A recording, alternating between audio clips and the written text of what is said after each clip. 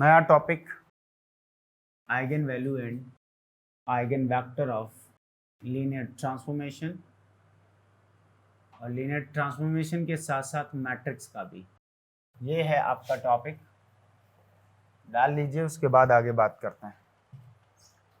Eigen value, eigen vector जो होते हैं मैट्रिक्स के भी निकलते हैं, और वैसे लीनियर ट्रांसफॉर्मेशन की जगह लीनियर ऑपरेटर लिखा जाता है, ज़्यादा अच्छा होता है। आप लीनियर ट्रांसफॉर्मेशन को एज ए लीनियर ऑपरेटर समझेंगे, और जब लिखेंगे तब यहाँ मेंशन कर देंगे, ठीक है। तो समझिए ज़रा, every LO is always linear transformation, linear transformation need not LO, इसलिए सबको लीनियर ट्रांसफॉर्मेशन लिखा जाता है, इसलिए लिख दिया। लेकिन जब डिफाइन करने जाएंगे तब समझ में आएगा कि जो रिक्वायरमेंट है आइगन वैल्यू और आइगन वेक्टर के होने की और बनने की और मिलने की, उसमें मुझे लीनियर ट्रांसफॉर्मेशन से केवल नहीं काम चलेगा, linear transformation as a linear operator होना चाहिए। और लीनियर ट्रांसफॉर्मेशन और लीनियर ऑपरेटर को पढ़ते वक्त एक चीज़ तो खास कर याद रखी गई थी कि हमें हमारा फील्ड सेम चाहिए दोनों वेक्टर स्पेसेस का। और आइसोमॉर्फिक की जो कहानी पढ़ी है तो उसमें भी हमने उसे लीनियरिटी के थ्रू ही पढ़ाया था कि कोई आइसोमॉर्फिज्म है तो हम वन वन ढूंढ रहे हैं, दो वेक्टर स्पेसेस के बीच में ऑन टू हो गया तो दो vector spaces are said to be isomorphic. तो आइसोमॉर्फिक अगर एज ए वेक्टर स्पेस ढूंढना है कभी, तो क्वेश्चन सीएसआर टिफर एनबीएचएम में जो पूछे गए हैं आज तक आइसोमॉर्फिक को लेके, मैं पीछे थोड़ा सा रिकॉल इसलिए कर रहा हूं कि शायद उस पर हमने बात नहीं की और ऐसे क्वेश्चंस आपको मिलेंगे। तो ऐसे क्वेश्चंस बनते हैं, these two structures are isomorphic as a vector space लिखा होगा, as a field, as a ring, as a group. तो एज ए वेक्टर स्पेस अगर आइसोमॉर्फिकनेस आती है तो सबसे पहली रिक्वायरमेंट है पता करना कि दोनों की फील्ड सेम है कि नहीं। और अगर दोनों एफजीवीएस हैं, दोनों के फील्ड सेम है, तो केवल दोनों की डायमेंशन चेक करनी है, काम चल जाएगा, if and only they have the same dimension. और अगर डायमेंशन डिफरेंट है तो, और एफजीवीएस हैं, तो वो कभी आइसोमॉर्फिक नहीं होंगे। डायमेंशन डिफरेंट होने का मतलब ओवर सेम फील्ड कि किसी एक की ज्यादा और किसी एक की कम, किसी एक की ज्यादा किसी एक की कम होने से या तो हमें वन वन का फेलियर मिलता है या ऑन टू का फेलियर मिलता था। इन सारी कहानियों से हटकर फिर हम वापस आए इमेजेस के पैटर्न में कि लीनियर ट्रांसफॉर्मेशन के अंदर एक और प्रॉपर्टी होती है। इस चैप्टर को तो लीनियर ट्रांसफॉर्मेशन के अंदर ही पढ़ाना चाहिए था, आइगन वैल्यू और आइगन वेक्टर को, लेकिन उस चैप्टर में अगर हम इसे अंदर पढ़ाते और कुछ लोग लिखते भी हैं इसे, तो हम कहते हैं कि eigen value and eigen vector of linear transformation का है, और फिर हम कहते हैं उनसे कि तुमने इनका मैट्रिक रिप्रेजेंटेशन भी तो पढ़वाया है, तुमने सिमिलरिटी का कॉन्सेप्ट भी तो पढ़ाया है through change of basis matrix. अगर ऐसा सब कुछ आपने किया है तो अगर लीनियर ऑपरेटर की आइगन वैल्यू निकल रही हैं तो उस लीनियर ऑपरेटर के मैट्रिक्स की भी तो आइगन वैल्यू निकल सकती हैं, तो वो एक साथ काम कर गए। फिर ये सवाल आता है कि उन लीनियर ऑपरेटर का क्या होगा जिनका मैट्रिक रिप्रेजेंटेशन ही एग्जिस्ट नहीं करता। भाई हमने बनाया था सीक्वेंस सी से सीक्वेंस पर बनाया था, हमने दिया था एक लीनियर ऑपरेटर ऑन नॉन एफजीवीएस, जहां वन वन था नॉट ऑन टू था, और जहां और ऑन टू था नॉट वन वन था, दिए थे दो एग्जांपल्स। तो हम बता सकते हैं कि नॉन एफजीबीएस पर अगर कोई लीनियर ऑपरेटर बना है तो नॉन एफजीबीएस पर लीनियर ऑपरेटर पर हम आइगन वैल्यू आइगन वेक्टर की बात कर सकते हैं, लेकिन जो एलो नॉन एफजीबीएस पर बना है उसके मैट्रिक्स के थ्रू जाकर उसके आइगन वैल्यू आइगन वेक्टर की बात तो नहीं कर सकते। कोई भी लीनियर ऑपरेटर है, चाहे वो एफजीबीएस पर हो चाहे वो नॉन एफजीबीएस पर हो, हर किसी लीनियर ऑपरेटर पर जाकर और लीनियर ऑपरेटर में जाकर हम लीनियर ऑपरेटर पर आइगन वैल्यू और लीनियर ऑपरेटर के पास कौन सी आइगन वैल्यू और कौन से आइगन वेक्टर इसकी बात कर सकते हैं। बस पहली बात। दूसरी बात ये कि अगर कोई लीनियर ऑपरेटर एफजीवीएस पर है तो हम उस लीनियर ऑपरेटर में आइगन वैल्यू आइगन वेक्टर की बात कर सकते हैं, और अगर उस लीनियर ऑपरेटर की आइगन वैल्यू आइगन वेक्टर को पढ़ना है और आप डायरेक्ट नहीं पढ़ पा रहे हैं तो उसी एलो का जो एफजीबीएस पर है का matrix representation n cross n की मैट्रिक्स बनेगी, तो उस मैट्रिक्स के थ्रू उसकी आइगन वैल्यू आइगन वेक्टर पढ़ सकते हो। लेकिन जब कोई एलो नॉन एफजीबीएस पर होता है तो उसका मैट्रिक रिप्रेजेंटेशन तो बनता नहीं है। क्यों? मैट्रिक रिप्रेजेंटेशन केवल किसका बनता है? इनफिनाइट ऑर्डर थोड़ी ना बन जाएगा यार, डायमेंशंस का ऑर्डर, डायमेंशन जो आती हैं वही उनके ऑर्डर बनते हैं मैट्रिक्स के। तो नॉन एफजीबीएस का मैट्रिक रिप्रेजेंटेशन तो पढ़ाया नहीं है सर ने, तो नॉन एफजीबीएस की आइगन वैल्यू आइगन वेक्टर पढ़ना एक ज्यादा अच्छा टास्क है compare to the eigen value and eigen vector of something. But 90% जो रिजल्ट्स हैं, 99% फीसद जो रिजल्ट्स आपके बुक में आइगन वैल्यू आइगन वेक्टर को लिखे गए हैं वो सिर्फ एफजीबीएस पे लिखे गए, नॉन एफजीबीएस पे लिखे ही नहीं गए। और जो 1% एक लोकल और मीडियम ऑथर की बात कर रहा हूं और 90% एक अच्छे ऑथर की बात कर रहा हूं। मेरा परसेंटेज बहुत क्लियर है, ध्यान रखना, एक एक चीज पढ़कर आया हूं वहां से जहां लिखी है इन्होंने। आप पढ़िए जरा आर कुमार और पढ़िए जरा आप ऐसी छोटी छोटी वशिष्ठा, कितने ऐसे नॉन एफजीबीएस पर एलओ लेकर उनकी आइगन वैल्यू को डिफाइन कर रहे हैं, पढ़िए जाके। और वहीं आप अगर फेडबर्ग और इनको पढ़ने की कोशिश कर रहे हैं तो वो एग्जांपल डालते हैं कि नॉन एफजीबीएस पर भी हम किस तरीके से आइगन वैल्यू आइगन वेक्टर की बात करते हैं किसी ऑपरेटर की। तो जो 90 और 1% का जो रेशियो दे रहा हूं, कहीं 90% कहीं 99%, तो कुछ मीडियम और लोकल ऑथर्स की बुक अगर आप रिकमेंड कर रहे हैं खुद के लिए तो उसमें 99% तक आपको जो आइगन वैल्यू आइगन वेक्टर का जो कॉन्सेप्ट है, अगर वो लीनियर ऑपरेटर के थ्रू सिखाना चाहते हैं तो वो एफजीबीएस पर ही है, क्योंकि वो तुरंत उसे मैट्रिक्स के साथ कनेक्ट करना चाहते हैं। और कुछ अच्छे ऑथर हैं तो वो चाहते हैं कि आइगन वैल्यू आइगन वेक्टर के डेफिनेशन में वो उसे खुला रखते हैं, कहते हैं कि हम ऐसा नहीं कर रहे हैं, हम तो कह रहे हैं कि हमें तुम एक एक्स दे दो जो T X equal to lambda dot X दे दे, और ये कहानी एफजीबीएस पर डिपेंड नहीं करता, ये कहानी टी पर डिपेंड करती है, ये कहानी उस एक्स के साथ डिपेंड करती है जिसने एक्स ने ऐसा करने के लिए अलाउ कर दिया टी को कि तुम मेरी इमेज को मेरी ही डायरेक्शन में कहीं भेज दीजिएगा। That is called the eigen value eigen vector concept. X की इमेज को उसी के स्केलर मल्टीपल पे कहीं भेज दिया, और मेरे लिए एक एक्स कहीं ना कहीं ऑरिजिन से पास होने वाली लाइन पर बैठा हुआ होता है, और अगर उसका लैम्डा डॉट एक्स करोगे तो उसी लाइन पर कहीं ना कहीं टेंड कर जाएगा। तो आइगन वैल्यू आइगन वेक्टर का मतलब है इमेजेस कुछ स्पेशलाइजेशन होने वाली हैं इमेजेस में, जिससे हम उन वेक्टर्स ने जिसने इमेजेस को स्पेशलाइज किया है उन वेक्टर को हम नया नाम दे देंगे आइगन वेक्टर, क्योंकि आइगन का मतलब ही होता है स्पेशल। तो यार डरने की जरूरत नहीं है, हम पढ़ लीनियर ट्रांसफॉर्मेशन ही रहे हैं, और लीनियर ट्रांसफॉर्मेशन ने क्या किया है कि लीनियर ट्रांसफॉर्मेशन की जगह लीनियर ऑपरेटर ले लिया, और आज linear operator capital T V over F या वी1 ओवर एफ के किसी वेक्टर की इमेज देने वाला है टीएक्स। और अगर उसने एक्स की इमेज को 2x पर भेज दिया, या एक्स की इमेज को 5 टाइम्स भेज दिया, या एक्स की इमेज को अपने ही किसी स्केलर मल्टीपल भेज दिया, ये तो स्पेसिफिकेशन हो गया ना कि भाई एक्स कहां जा रहा है, 2x पर जा रहा है। तो ये कुछ स्पेशल कैरेक्टर के साथ इमेज नहीं चली गई, और ये स्पेशल कैरेक्टर के साथ जो इमेज गई है इसमें साफ साफ दिख रहा है दो लोगों की डिपेंडेंसी है। एक टी ऐसा कर रहा है कि इस एक्स को यहां भेज दे रहा है, लेकिन दूसरा टी उस एक्स को कहीं और भेज रहा है, उस तरीके से नहीं भेज रहा, तो टी पर डिपेंडेंसी हो गई। और एक एक्स ऐसा था जिसका रिलेशन टी के साथ गड़बड़ था, तो एक्स को उसने कहां भेज दिया, टी एक्स पर, लेकिन बाई आया तो टी बाई को 2 बाई और 3 बाई पर नहीं भेजा, किसी जेड पर भेज दिया जो बाई का स्केलर मल्टीपल ही नहीं है। तो इसलिए आइगन वैल्यू आइगन वेक्टर किस पर डिपेंड कर रहे हैं, eigen value eigen vector depend कर रहे हैं डिसम पर। डिसम कौन, टी और उस वेक्टर स्पेस। और वेक्टर स्पेस की कहानी फील्ड से होकर निकलती है। मान लीजिए टी एक्स जा भी रहा था, आइटा टाइम्स एक्स जा रहा था, लेकिन आइटा फील्ड में था ही नहीं, लेकिन अगर फील्ड सी ले लेते तो T X eta dot X हो जाता, तो आइटा हमारे स्केलर की तरह काम हो जाता।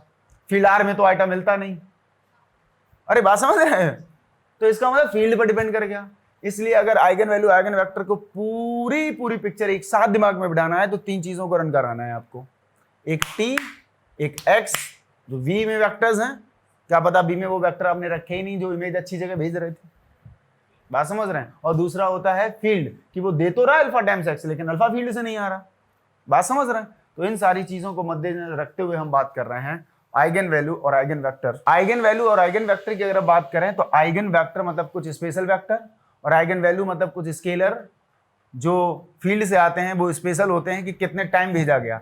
अगर एक्स को 2x टाइम भेजा गया तो सवाल हो सकता था तू 3 टाइम्स क्यों नहीं गया, तो अल्फा की वैल्यू 2 ही क्यों, 3 क्यों नहीं, तो अल्फा भी तो स्पेशल हो गया। तो इस आइगन का मतलब होता है, अपने साइड में लिख लो, आइगन मींस स्पेशल, है ना, कहीं साइड में आइगन का मतलब क्या होता है, कहीं स्पेशल होता है, इसलिए इससे डरने की जरूरत नहीं है। और सिर्फ एक नए इमेज के पैटर्न से हमने एक नया चैप्टर का नाम दिया है जिसे हम लोग eigen value and eigen vector पढ़ रहे होते हैं। Gate the point. अब हुआ क्या, हम पहले ज्योमेट्रिकली पैटर्न समझने की कोशिश करते हैं, डेफिनेशन तो कई बार आप लोग पढ़कर आए हैं और पढ़ेंगे भी। सो सिंपल, मेरे लिए क्या है, याद रखना, जब मैं ऐसे कोई भी फिगर बना रहा हूं तो मेरे लिए आर स्क्वायर नहीं है, ये रिप्रेजेंटेटिव है हमारे वी ओवर एफ का, ये डोमेन स्पेस है मेरा, आर स्क्वायर में समझना प्लीज इसे, और ये मेरा है कोडोमेन स्पेस। अब तसल्ली से तुम खुद सोचो, जितना अभी तक बताया है x की इमेज 2x पर जा रही है, तो अगर x v में से है तो 2x भी कहां होगा? तो अगर x की इमेज 2x है तो 2x भी v में होगा, तो t कहां से कहां चाहिए? v से भी चाहिए, तो इसलिए LO की ही आइगन वैल्यू निकलती हैं। बात समझ गए उसका लॉजिक? तो जो होगा कोडोमेन स्पेस वो भी v ओवर f ही होगा, तो दोनों एक जैसे दिख रहे हैं आपको। अगर मैंने मान लीजिए ये एक लाइन ड्रॉ की, क्योंकि इस लाइन पर मेरा बैठा हुआ था एक वेक्टर कैपिटल X, बात समझ रहे हैं? कैपिटल X के दो केस पॉसिबल हैं। कैपिटल X के लिए जब दोनों सेम स्पेस हैं दोनों तरफ, तो ये लाइन यहां भी होगी। अब एक लाइन मान लीजिए मैंने कहीं से यहां बना दी, ये लाइन नहीं बनाई, दरअसल एक वेक्टर होगा, उस वेक्टर का डायरेक्शन शो करने की कोशिश कर रहे हैं। क्या था पॉइंट? और चूंकि बोलकर समझा रहे हैं इसलिए इसको वही समझिए जो मैं बोल रहा हूं। हो सकता है कि एक T1 ऑपरेट हुआ, इस X पर T1 ऑपरेट हुआ और उसने इसको यहां भेज दिया। ये T1 ने इस X की इमेज को यहां भेज दिया लैम्डा टाइम्स ऑफ X पर। चूंकि X यहां था, देखिए ना यहां था X, और X को उसी की डायरेक्शन में, उसी की लाइन में आपने कहीं और उसे भेजा।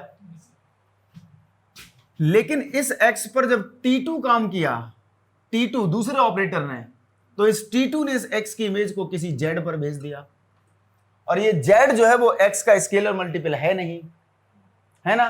तो दरअसल इमेज, और आप आगे मत जाइए, जहां तक मैंने लीनियर ट्रांसफॉर्मेशन खत्म किया है वहीं से आप सोचिए अब इस बात को, कि एक ट्रांसफॉर्मेशन ऐसा निकला जिसने X की इमेज को उसी की डायरेक्शन में, उसी की लाइन पर कहीं भेज दिया, और जब X को उसी की डायरेक्शन में कहीं भेजा होगा तो ऑब्वियस है अल्फा टाइम्स ऑफ X ही किया होगा, और अगर नहीं भेजा होगा तो वो कभी भी X के स्केलर मल्टीपल से नहीं लिखा गया होगा।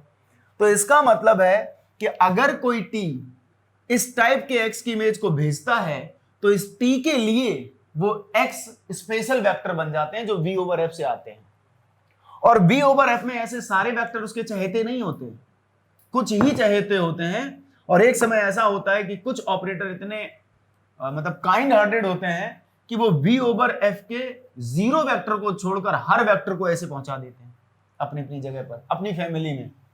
इस लाइन पर X की फैमिली बैठी है, और इस T1 ने इस X को भले ही X पर नहीं किया, खुद पे मैप नहीं किया, लेकिन उसकी फैमिली के साथ किसी के साथ मैप किया है। इसको बोलते हैं स्पेशलाइजेशन है ये किसी तरीके का। तो आप क्या पढ़ रहे हो?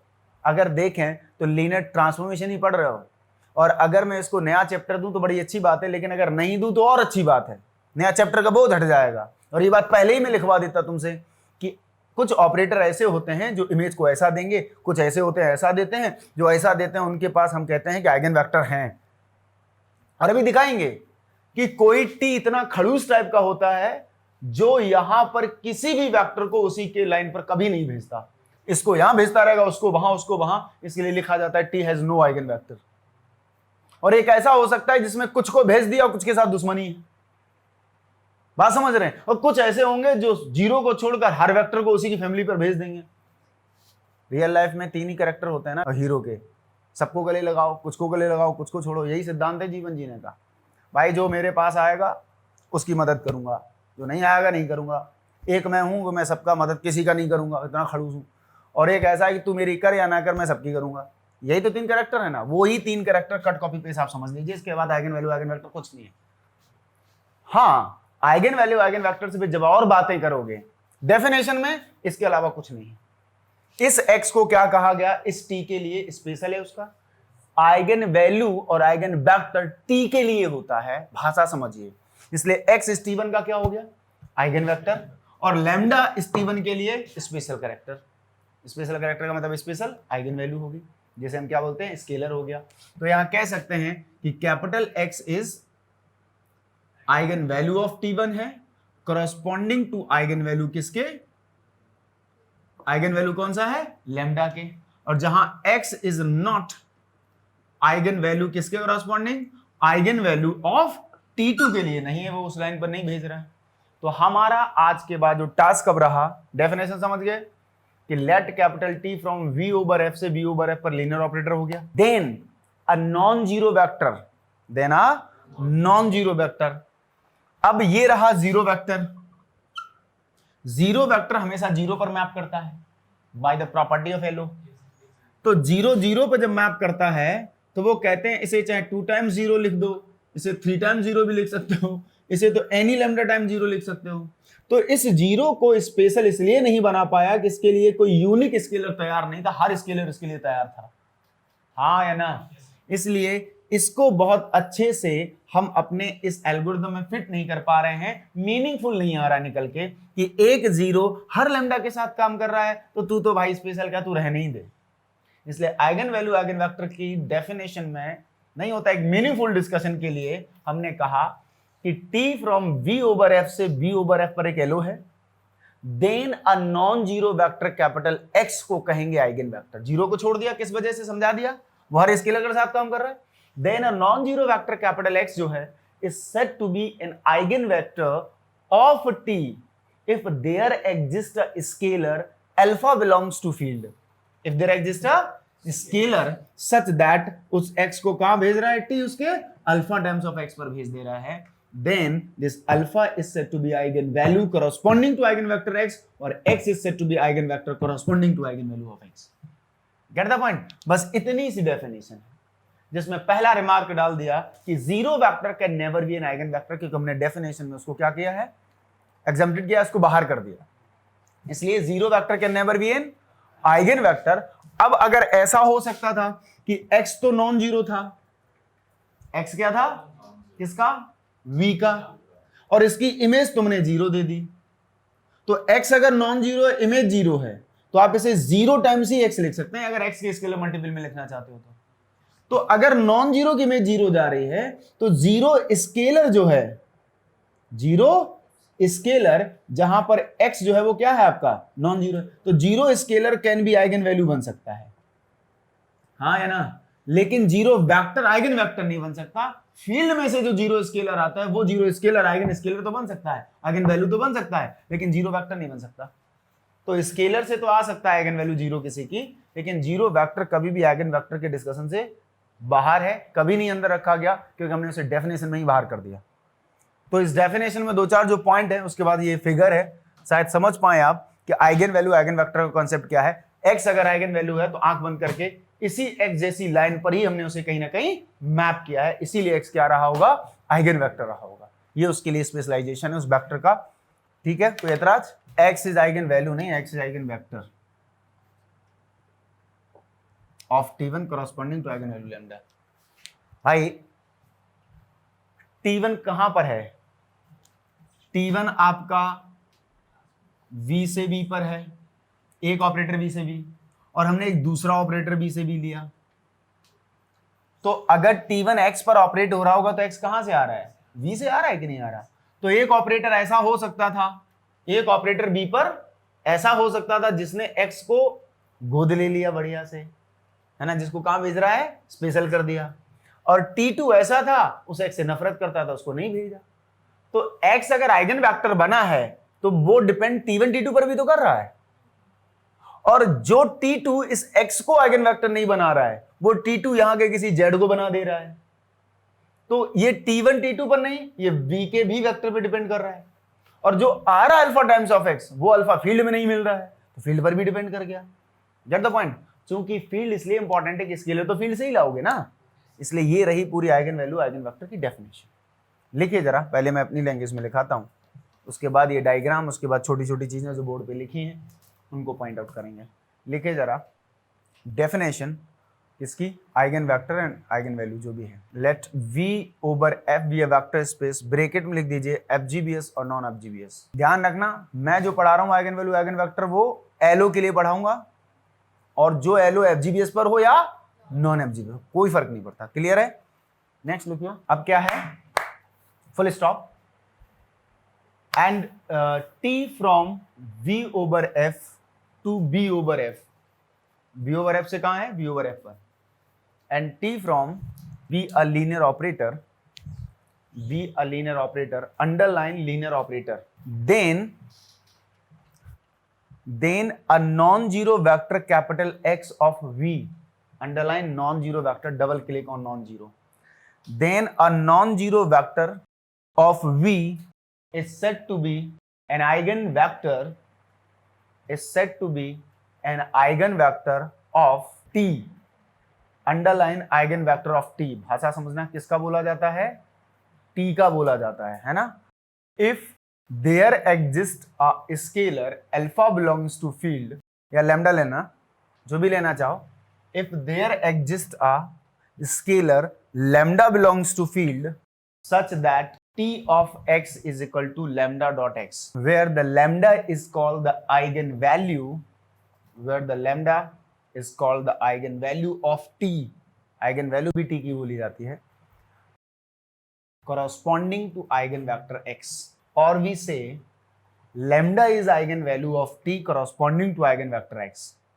समझ रहे हैं? उसके बाद पिक्चोरियल डायग्राम जो भी बोर्ड पर दिखाया गया है थोड़ा समझाने के लिए ज्योमेट्रिकली कि किस तरह से पैटर्न बनते हैं, तो उसको आप लिख लीजिएगा, इसको बना लीजिएगा। यानी ये पूरा जो भी लिखा है आप लिख सकते हैं यहाँ पर। जब इसको बना लें उसके नीचे हम आपको 2 नोट लिखवाएंगे। पहला नोट ये कि डेफिनेशन में जो अंडरलाइन करवाया उसको ध्यान रखना है कि जीरो वेक्टर करने पर भी आइगन वेक्टर, और दूसरा जीरो स्केलर जो होता है वो आइगन वैल्यू बन सकता है। ठीक है, तो पहला छोटा सा नोट, अगर ये डायग्राम बन गया है आपका, वो है कि zero vector can never be an eigen vector of any linear operator or corresponding to any eigen value, कभी नहीं बन सकता। ठीक है ना? उसका रीजन आप समझ सकते हैं, ये रहा, for every lambda belongs to field के लिए काम कर सकता है। So we can not talk about what, कि जीरो की आइगन वैल्यू बनेगी कौन, क्या 2 बोले कि 3 बोले, कि बोलना तो एक को पड़ेगा कि लैम्डा है, लेकिन यहां बोल ही नहीं पाते हैं, तो ये मीनिंगफुल डिस्कशन नहीं है, इसलिए इस जीरो को बाहर कर दिया जाता है। बहुत खूबसूरत डिस्कशन पढ़ने के लिए, बाकी बोलने के लिए।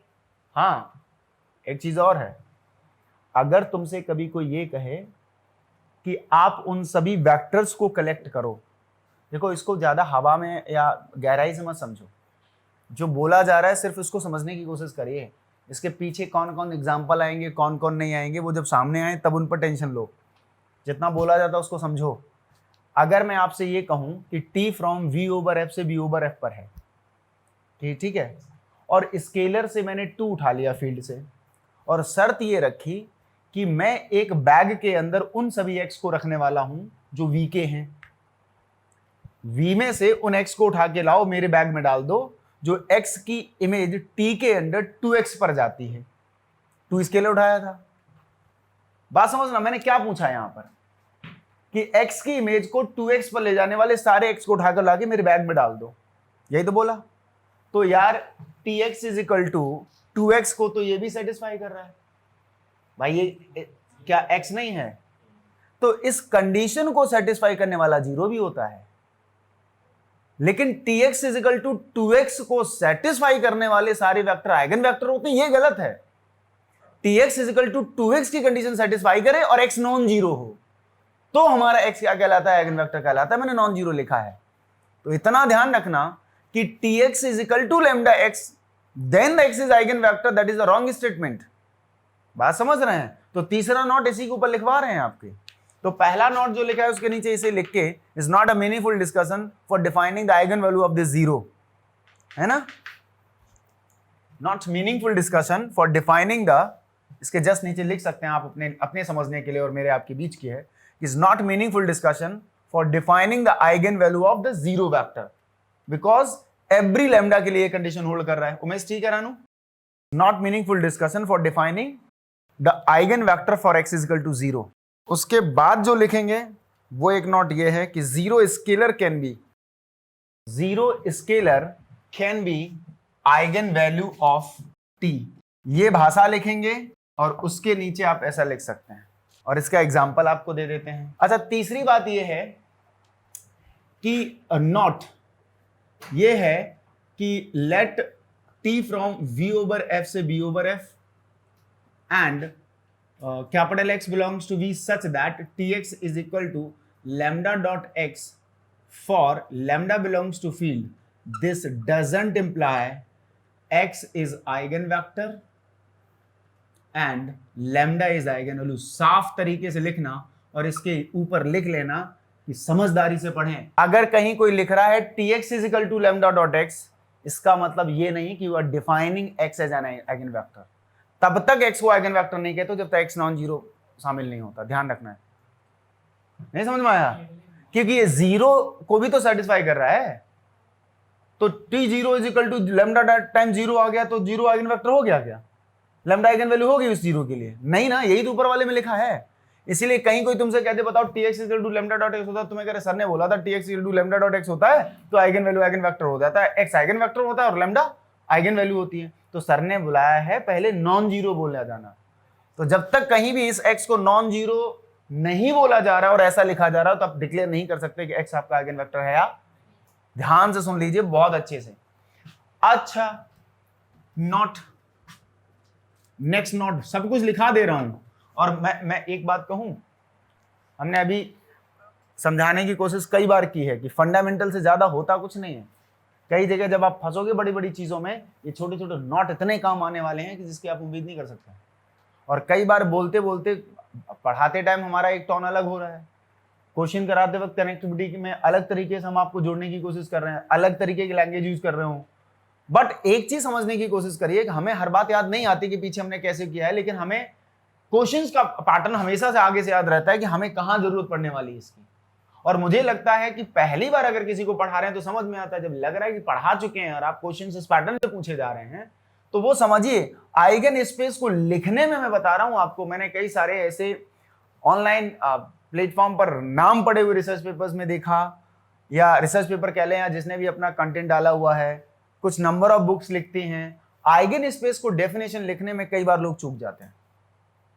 और आइगन स्पेस की डेफिनेशन ना अगर जिसे सही तरीके से बोलनी है और पढ़नी और बतानी है तो ये दोनों नोट उसके लिए बहुत जरूरी है।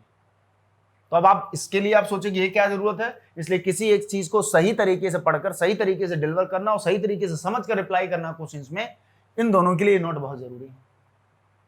अब मैं अगर आपको कहूं कि लेट टी, अगर मैं ये कहूं तो capital S is equal to let t from v over f से बी ओवर एफ पर कोई एलो ले लें हम।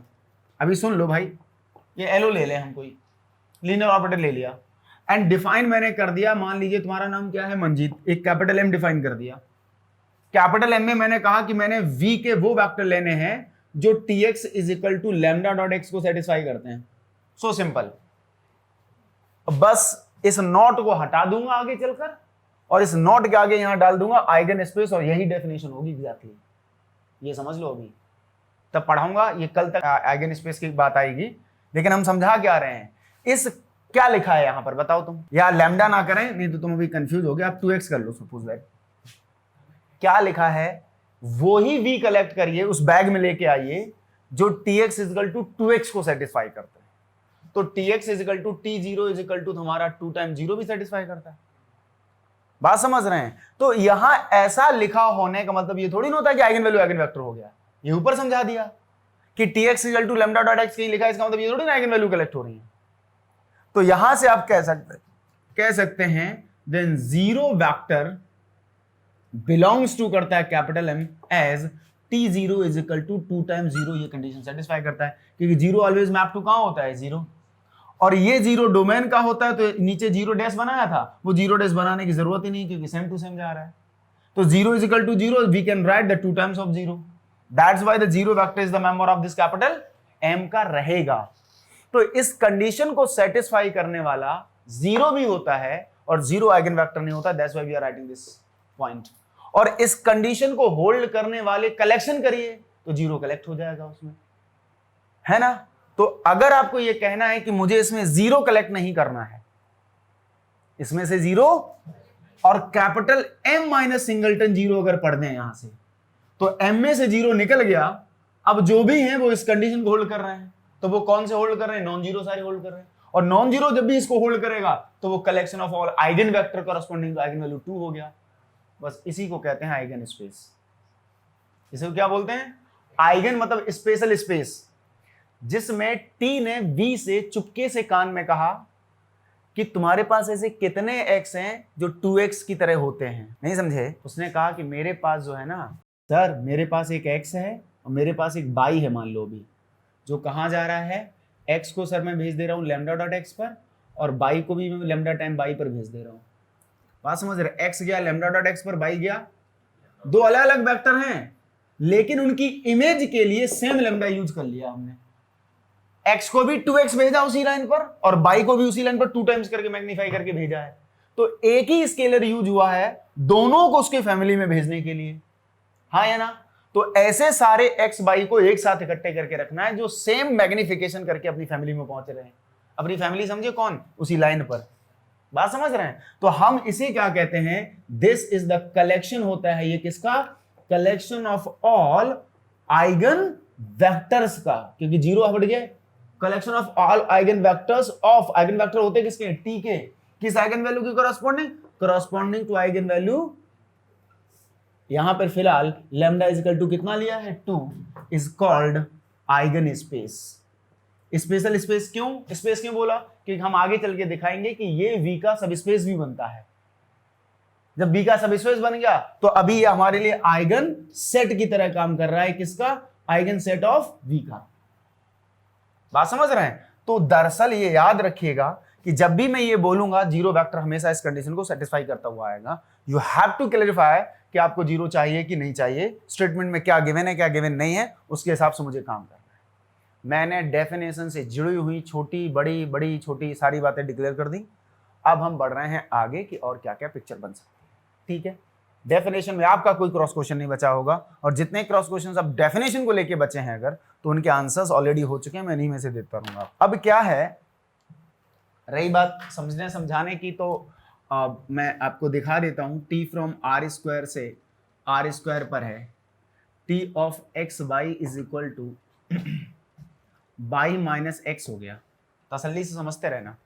अब अगर ये y माइनस एक्स हो गया तो अब हमने अब आर स्क्वायर से आर स्क्वायर आर पर है, फील्ड आर है यहाँ पर, बात समझ रहे हैं। तो लैम्डा जो भी होगा फील्ड आर से होगा। अभी मैंने सिर्फ मैट्रिक्स की तो आइगन वैल्यू नहीं सिखाई है। मैट्रिक्स वाला होता तो क्या करते, डिटर्मिनेंट a माइनस लैम्डा आई या determinant a minus x I zero करना, कैरेक्टरिस्टिक निकालना, वहां उसके रूट निकाल के आइगन वैल्यू ढूंढना। ये काम पुराना है, वो बहुत बार कर आए हैं। अगर मुझे यहीं से काम करना है तो हम सीधे सीधे भी कुछ चेक कर सकते हैं, ऐसा नहीं है। बाकी सिर्फ एक ही दिखाएंगे, बाकी चूंकि कैलकुलेशन इतनी लेंदी होती है तो यहाँ के थ्रू हम जाते नहीं है। बाकी हर एक लीनियर ऑपरेटर जो FGBS पर है खासकर, उसकी आइगन वैल्यू आइगन वेक्टर के कॉन्सेप्ट को आप पढ़ सकते हैं। अच्छा एक बात बताओ बाबू, V over F is equal to space of functions है, क्या है, स्पेस ऑफ फंक्शंस है, आपको पता है। और space of real valued functions का है, बहुत अच्छे समझना, रियल वैल्यूड फंक्शंस का है, ओवरफील्ड आर पर है, ओवरफील्ड आर पर है। अब मैंने क्या किया कि t बनाया v ओवर f से v ओवर f पर, ठीक है। और यहां पर लिख दिया कि t जो है यहां पर आने वाले वेक्टर की इमेज को उसके 2 टाइम्स ऑफ f पर भेज देता है। मेरा मन है यार, यहां पर आने वाले हर फंक्शन की इमेज में उसके 2 टाइम्स भेज दूंगा। रियल वैल्यूड फंक्शन तो sin x भी है, sin x की image 2 sin x, cos x भी है 2 cos x, e to the power x भी है, सिग्नम x की image 2 times of signum x। Clear है। और this t is linear transformation है, क्योंकि स्केलर मल्टीपल है, तो वो हमने पहले ही पढ़ाया था, कल भी पढ़ाया था। Any linear operator t of the form tx is equal to alpha dot x is called the scalar linear operator. तो स्केलर मैट्रिक्स होती है, उसके डायगोनल पे लैम्डा लैम्डा होता है, इसका मतलब यहां भी होता है स्केलर लीनियर ऑपरेटर, जो किस फॉर्म का होता है, tx is equal to alpha dot x का होता है, जिसमें for every x belongs to v होता है। सो सिंपल, x की इमेज, हर x की इमेज उसके अल्फा टाइम्स पर जा रही है, इसको बोलते हैं स्केलर लीनियर ट्रांसफॉर्मेशन और स्केलर लीनियर ऑपरेटर। तो ये वही है, लीनियर ऑपरेटर है। एक बात बताओ, यहां पर जितने भी नॉन जीरो फंक्शंस हैं, इसमें जीरो फंक्शन देख है, जीरो फंक्शन, उसके बाद जितने भी सब नॉन जीरो हैं, तो यहां पर एवरी नॉन जीरो फंक्शन है ना, किसका, non zero function small f of v का, वो किसकी तरह काम कर रहा है, इज आइगन वेक्टर की तरह नहीं काम कर रहा है, is eigen vector corresponding to single eigen value है सबके लिए। कौन है, सिंगल आइगन वैल्यू है, कौन सी, लैम्डा इज इक्वल टू 0, बोलो हाँ या ना। इसलिए नॉन FGBS पर भी एक ऐसा ऑपरेटर है, क्या कहा, नॉन FGBS है उस पर ये ऐसा ऑपरेटर है जिसका हर एक नॉन जीरो वेक्टर क्या है, आइगन वेक्टर है, आइगन वेक्टर है। और आइगन वैल्यू सिर्फ कौन है, जितने भी नॉन जीरो वेक्टर हैं इसके पास सारे के सारे स्पेशल हैं इस टी के लिए, हाँ या ना, और स्पेशल है with respect to single scalar that is 2 here, सारे के सारे corresponding to single eigen value. अरे लैम्डा इज इक्वल टू कौन सा है, 2 है, वो आइगन वैल्यू 0 थोड़ी ना। तो हम सिर्फ आपसे ये कह रहे हैं कि पहले एग्जांपल नॉन एफजीबीएस में दे दिया, और यहां पर जब हम आए डिस्कस करने के लिए एफजीबीएस पर, तो यहां ऐसा भी हो सकता था, पहला एग्जांपल, दूसरा एग्जांपल कैसे कैसे लिखाएंगे वो मैं तय करूंगा, नोट के नीचे क्या क्या जाएगा, जैसे पैटर्न फुली तुम्हारा एक असाइनमेंट जो भी बना रहे हो बुक कॉपी बनती रहे। अगर मैं टी आर स्क्वायर से आर स्क्वायर पर जाता तो सच दैट, क्या ऐसा नहीं हो सकता था t x Y is equal to 3x, 3y पर चला जाए, यानी 3 टाइम्स जा रहा है कि नहीं जा रहा। तो यहां पर एवरी नॉन जीरो वेक्टर क्या हो रहा है, यहां पर non zero vector of are square is क्या बन रहा है, आइगन वेक्टर बन रहा है ना, corresponding to what, corresponding to eigen value कौन सी, लैम्डा इज इक्वल टू 3 जो करस्पॉन्डिंग बन रहा है। तो ऐसा नहीं है कि एफजीबीएस में ही ऐसा होता हो, नॉन एफजीबीएस में ऐसा होता, वो कहीं भी होगा, ये तो टी पर निर्भर करता है भाई। इसीलिए there exist a T or there exist a linear operator T on FGBS or on non FGBS such that every non-zero vector of B is eigenvector of this T corresponding to the single eigenvalue। ऐसा हो सकता है, मैंने एक example दिया था, 3 तरीके के बिहेवियर होते हैं। एक ऐसा भी T हो सकता है जो हर नॉन जीरो वेक्टर को आइगन वेक्टर बना के बैठे, और ऐसा T एफजीबीएस पर भी एग्जिस्ट करता है, और ऐसा T नॉन एफजीबीएस पर भी एग्जिस्ट करता है। कुछ केस समझ में आया। एक ऐसा T एग्जिस्ट करता है एफजीबीएस पर जिसने अपने हर नॉन जीरो वेक्टर को आइगन वेक्टर बना लिया, एक ऐसा टी एग्जिस्ट करता है किसी नॉन एफजीबीएस पर जिसने अपने हर नॉन जीरो वेक्टर को आइगन वेक्टर बना लिया। एक केस खत्म हुआ। और जो भी केस तुम्हें पढ़ा रहे हैं, जो भी केस तुम्हें पढ़ा रहे हैं, वो आपको दोनों पर एक एक एग्जांपल देके निकालना है, एक एफजीबीएस पर एक, जिससे हर तरीके का डिस्कशन तुम्हारे दिमाग से उतर जाए, कितने रखता है, कब रखता है, सारे रखता है, एक भी नहीं रखता, ये सब किस पर डिपेंड करता है, ये पूरी पिक्चर एक बार में खत्म हो जाएगी। तो ये नोट जब डालेंगे तो ये दोनों रिजल्ट दे देंगे, एक एलो एफजीबीएस पर है, एक एलो नॉन एफजीबीएस पर है, जिसका हर एक non zero vector eigen vector है। अब एक देंगे यहां पर, इसमें अगर आप देखें तो मान लिया कि let lambda belongs to field and capital X is equal to a comma b, b eigen value मान ली थोड़ी, and capital X is equal to a comma b जो है, जो कि नॉन जीरो है, इज आइगन वेक्टर मान लिया थोड़ी देर को, कि इस टी के पास एक आइगन वैल्यू और एक आइगन वेक्टर है कम से कम। अगर आइगन वैल्यू आइगन वेक्टर है तो क्या कर रहा होगा भैया, टी ऑफ ए बी को कहां पहुंचा रहा होगा, lambda times of A b पर पहुंचा रहा होगा। बी माइनस ए क्यों, अभी तो भाई t x equal to lambda dot x देगा कि नहीं देगा भाई, लैम्डा अगर आइगन वैल्यू और एक्स आइगन वेक्टर है तो T x equal to lambda dot x देगा, ये हमारी कंडीशन होगी। इसका मतलब टी एक्स का मतलब T A B is equal to lambda times of A B देगा, लेकिन टी ए बी की ओरिजिनल इमेज कहां जा रही है, ये इंप्लाइज करेगा b comma minus A is equal to lambda A comma lambda B. जब इसे इक्वेट कराओगे तो क्या मिलना चाहिए, lambda A is equal to B मिलना चाहिए, और lambda B is equal to minus A. अगर ये ए बी नॉन जीरो है, feel the math, feel the difference. आप बताओ उमेश, अगर आपने ए बी को नॉन जीरो लिया है, ये ए बी आपका क्या है, नॉन जीरो, इसका मतलब इन दोनों में से कोई ना कोई एक नॉन जीरो है भाई। चूंकि आपका a comma b is non zero है, इसलिए WLG हम मान लेते हैं a ही नॉन जीरो है भाई। दोनों में से कोई एक ले लो, और जो एक ले रहे हो उसी से कैलकुलेशन कंटिन्यू कर लो। तो अगर a को नॉन जीरो लिया है तो हम लैम्डा की वैल्यू यहां से b अपॉन ए प्लग कर सकते हैं, और ये वैल्यू उठा के एंड यहां पुट कर सकते हैं, तो ये बन जाएगा b square upon a is equal to minus a. Clear है, इसका मतलब क्या हो जाएगा, यहां से b square plus a square is equal to 0 आ जाएगा, और ये रियल नंबर में तभी 0 होता है जब ए भी 0 और बी भी 0 आ जाए। इसका मतलब a comma b is equal to 0 0 आ गया, ये तो कॉन्ट्राडिक्ट कर गया भाई, कर गया कि नहीं कर गया। इसका मतलब this t have no eigen value and no eigen vector, बोलो हाँ या ना, ये इतना कड़वा आदमी है जिसने समाज से किसी बना के नहीं रखी। इसके अंडर 0 ही 0 पर जा रहा है, इसके अलावा कोई x 2x और 3x पर नहीं जाएगा। तो 9 FGBS पर भी मिला, और अभी तुम्हें एक ऐसा देंगे नॉन FGBS पर जिसके पास कोई आइगन वैल्यू आइगन वेक्टर नहीं है।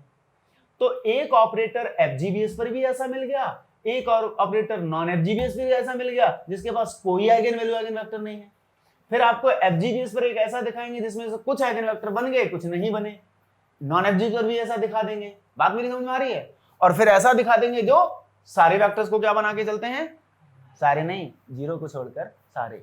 तो तीनों के समझ में आ गए। कभी कोई पूछ बैठे कि टी की क्या कैपेबिलिटी है, टी क्या क्या कर सकता है, तो कहना टी बी के साथ मिलकर ये कर सकता है। टी बी के साथ मिलकर हो सकता है बी के किसी वेक्टर को आइगन वेक्टर ना बनना दे, हो सकता है सबको बन लेने दे, हो सकता है कुछ को बन लेने दे, कुछ को ना बन लेने दे। फिर वो तुमसे कहेगा कि क्या ये नॉन FGBS पर भी संभव है, तुम कहना हाँ, ऐसा केसेस जो है वो FGBS पर भी संभव है और नॉन FGBS। हो गया ना पोस्टमार्टम, जवाब देने तक का पोस्टमार्टम हुआ है। अब मैं बारी बारी से लिखूंगा। पहला नोट, अभी क्या चल रहा है, हम सीधा सीधा क्या करते, अपने LI और ये सब रिजल्ट देख लेते, लेकिन जो कुछ भी पृष्ठभूमि चल रही है अभी सिर्फ टी के आसपास हम डेफिनेशन में ही घूम रहे हैं।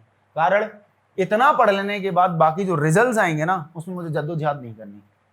हम आराम से लिख सकते हैं किसके पास होते हैं, किसके पास नहीं होते हैं। और हमें ये जितना भी लिखाया जा रहा है, ये डिपेंडेंसी जिस पर दिखा दे रहे हैं ना, उस वक्त आप जब आंसर करोगे तो इन सब चीजों के बारे में सोच रहे हो कि डिपेंडेंसी किस पर है, क्या बदलने से उसकी आइगन वैल्यू मिल सकती है, क्या, क्यों, क्योंकि आंसर क्वेश्चन आते हैं diagonalisable over this field, diagonalisable over that, तो फील्ड भी मायने रखेगा। तो कई सारी चीजें सबको ध्यान में रखना है, ध्यान रखिएगा। नेक्स्ट नोट ये है कि there exist a linear transformation T, there exists a linear operator T लिख सकते हो, there exists a linear operator T which have no eigenvector and no eigenvalue। इस वाले हिस्से को लिखना, फिर दूसरा नोट और तीसरा नोट। और स्केलर ऑपरेटर ही अकेला वो ऑपरेटर होता है जिसके अंडर V का हर वेक्टर आइगन वेक्टर होता है, इसके अलावा कोई और ऑपरेटर नहीं बन सकता। ये भी बात सकते हैं। ये सारे पॉइंट लिखेंगे एज ए रिजल्ट फॉर्म में। पहले इसको हटाइए। नेक्स्ट नोट क्या है, लिख लिया फाइनल।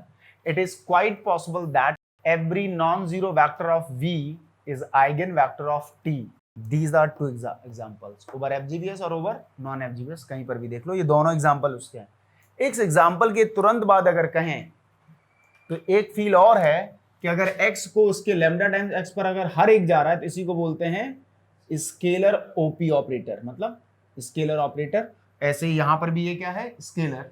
तो नीचे जाके स्केलर लीनियर ऑपरेटर होता क्या है वो आपको लिखा है, हिंट करके लिख लीजिए। इसके बाद रिजल्ट डाल देंगे नीचे। अगर कोई, अब आप बताओ ऐसा क्यों कर रहे हैं, तो ये रिजल्ट लिखने के बाद हम आपको एक क्वेश्चन कराएंगे। क्वेश्चन नहीं कराएंगे, दरअसल इसी का कंसिक्वेंसेस समझाने की कोशिश करेंगे। इसको और ये 3 केस पढ़ाए हैं अभी, कुछ हो सकते हैं कुछ नहीं हो सकते वाले, इन तीनों को आपस में कहेंगे कि आप बात करो। बात करने के बाद स्केलर लीनियर ऑपरेटर की कहानी समझ में आएगी तुम्हें। ऐसा नहीं है कि रिजल्ट बनते हैं, ऐसे ही तो बनते हैं, और ऐसे ही बनते बनते टिफर एनविचम वाले पूछ बैठे। ऐसी बंगलौर का स्टेटमेंट है, और ऐसा कोई, CSR को छोड़ दें अभी अगर, तो ऐसा कोई एग्जाम नहीं है ऐसी बंगलौर और सेमाई छोड़कर जो उस पर क्वेश्चन नहीं किया है। क्या क्वेश्चन है?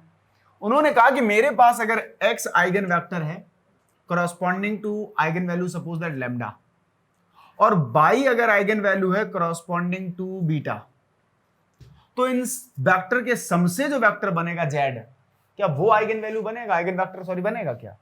x आइगन वेक्टर है लैम्डा के corresponding, y वेक्टर है eigen vector corresponding to beta मान लेते हैं, तो उनके सम से क्या होगा? तो अब सवाल क्या आया कि अगर लैम्डा और बीटा अनइक्वल हैं, दोनों इक्वल नहीं हैं, तो ऐसा होगा कि जब मैं इसे लेने जाऊंगा तो ये बनेगा alpha lambda times of x और ये बनेगा बीटा टाइम्स ऑफ y, क्योंकि tx प्लस ty आएगा, और चूंकि x करस्पॉन्डिंग टू लैम्डा है तो tx लैम्डा डॉट x आएगा, ty बीटा डॉट y है। अब इसमें से ना तो आप लैम्डा कॉमन लेके इसे x प्लस y लिख पाओगे क्योंकि बीटा अलग है, और ना ही इसे लिख पाओगे beta times of x plus y के बराबर। तो ये x प्लस y ना तो लैम्डा के कॉरस्पॉन्डिंग बना और ना ही बीटा के कॉरस्पॉन्डिंग, ना ही किसी तीसरे का बनेगा, क्योंकि तीसरे का बनेगा तो ये कहां चले जाएंगे।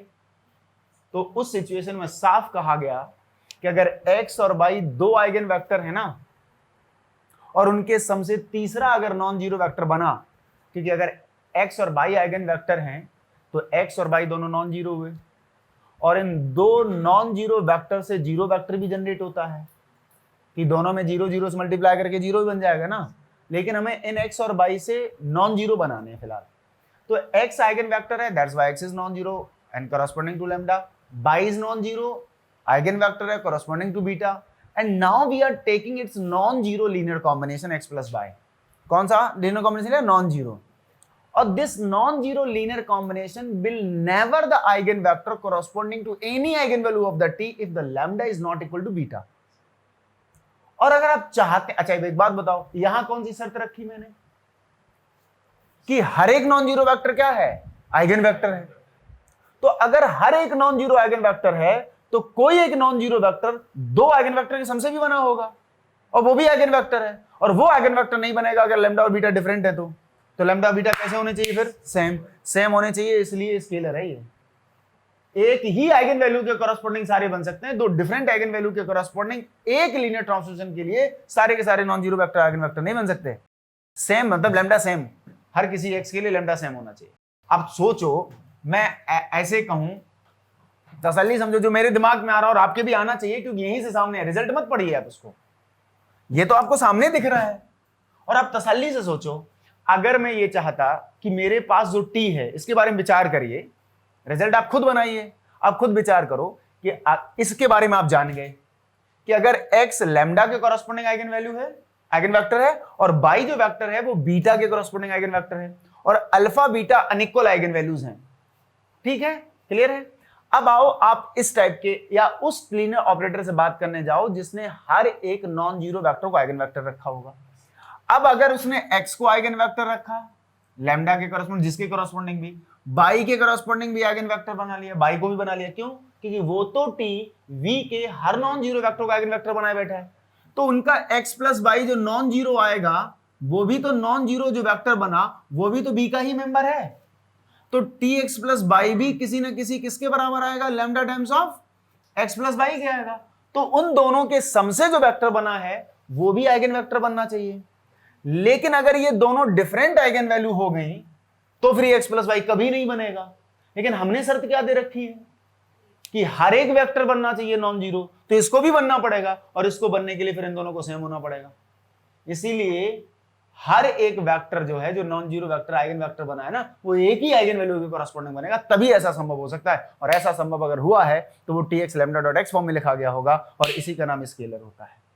And this happens only when the t is scalar linear operator। उसके अलावा पॉसिबल कहां है? बताओ ना आप, जब ये रिजल्ट पढ़ लोगे आप तो हम चाहते हैं कि आप ये रिजल्ट पढ़ो, और जैसे ही रिजल्ट पढ़ोगे और इसको कहोगे तो अपने आप समझ में आ जाएगा कि हमें कैसा वाला ऑपरेटर बनाना, अपने आप आवाज आएगी। अगर हर एक नॉन जीरो वेक्टर को आइगन वेक्टर बनाना चाहते हो टी के अंदर, तो उस टी को कैसा लेना पड़ेगा? स्केलर लेना पड़ेगा। CSIR ने 2 बार पार्ट सी का यही क्वेश्चन पूछा हुआ है, और आप देखो अगर तो आपने बातें करते करते ही तो निकाल लिया।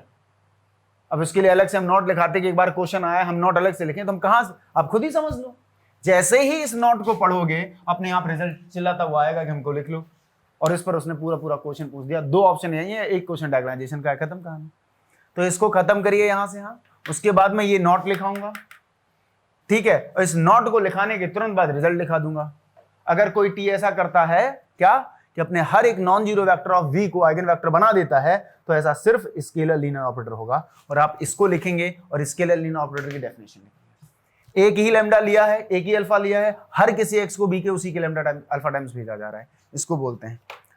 तो नेक्स्ट रिजल्ट है, if capital X and capital Y are 2 eigen vectors corresponding to 2 distinct eigenvalues lambda and beta respectively, that is tx is equal to lambda dot x corresponding to 2 distinct eigenvalues lambda and beta।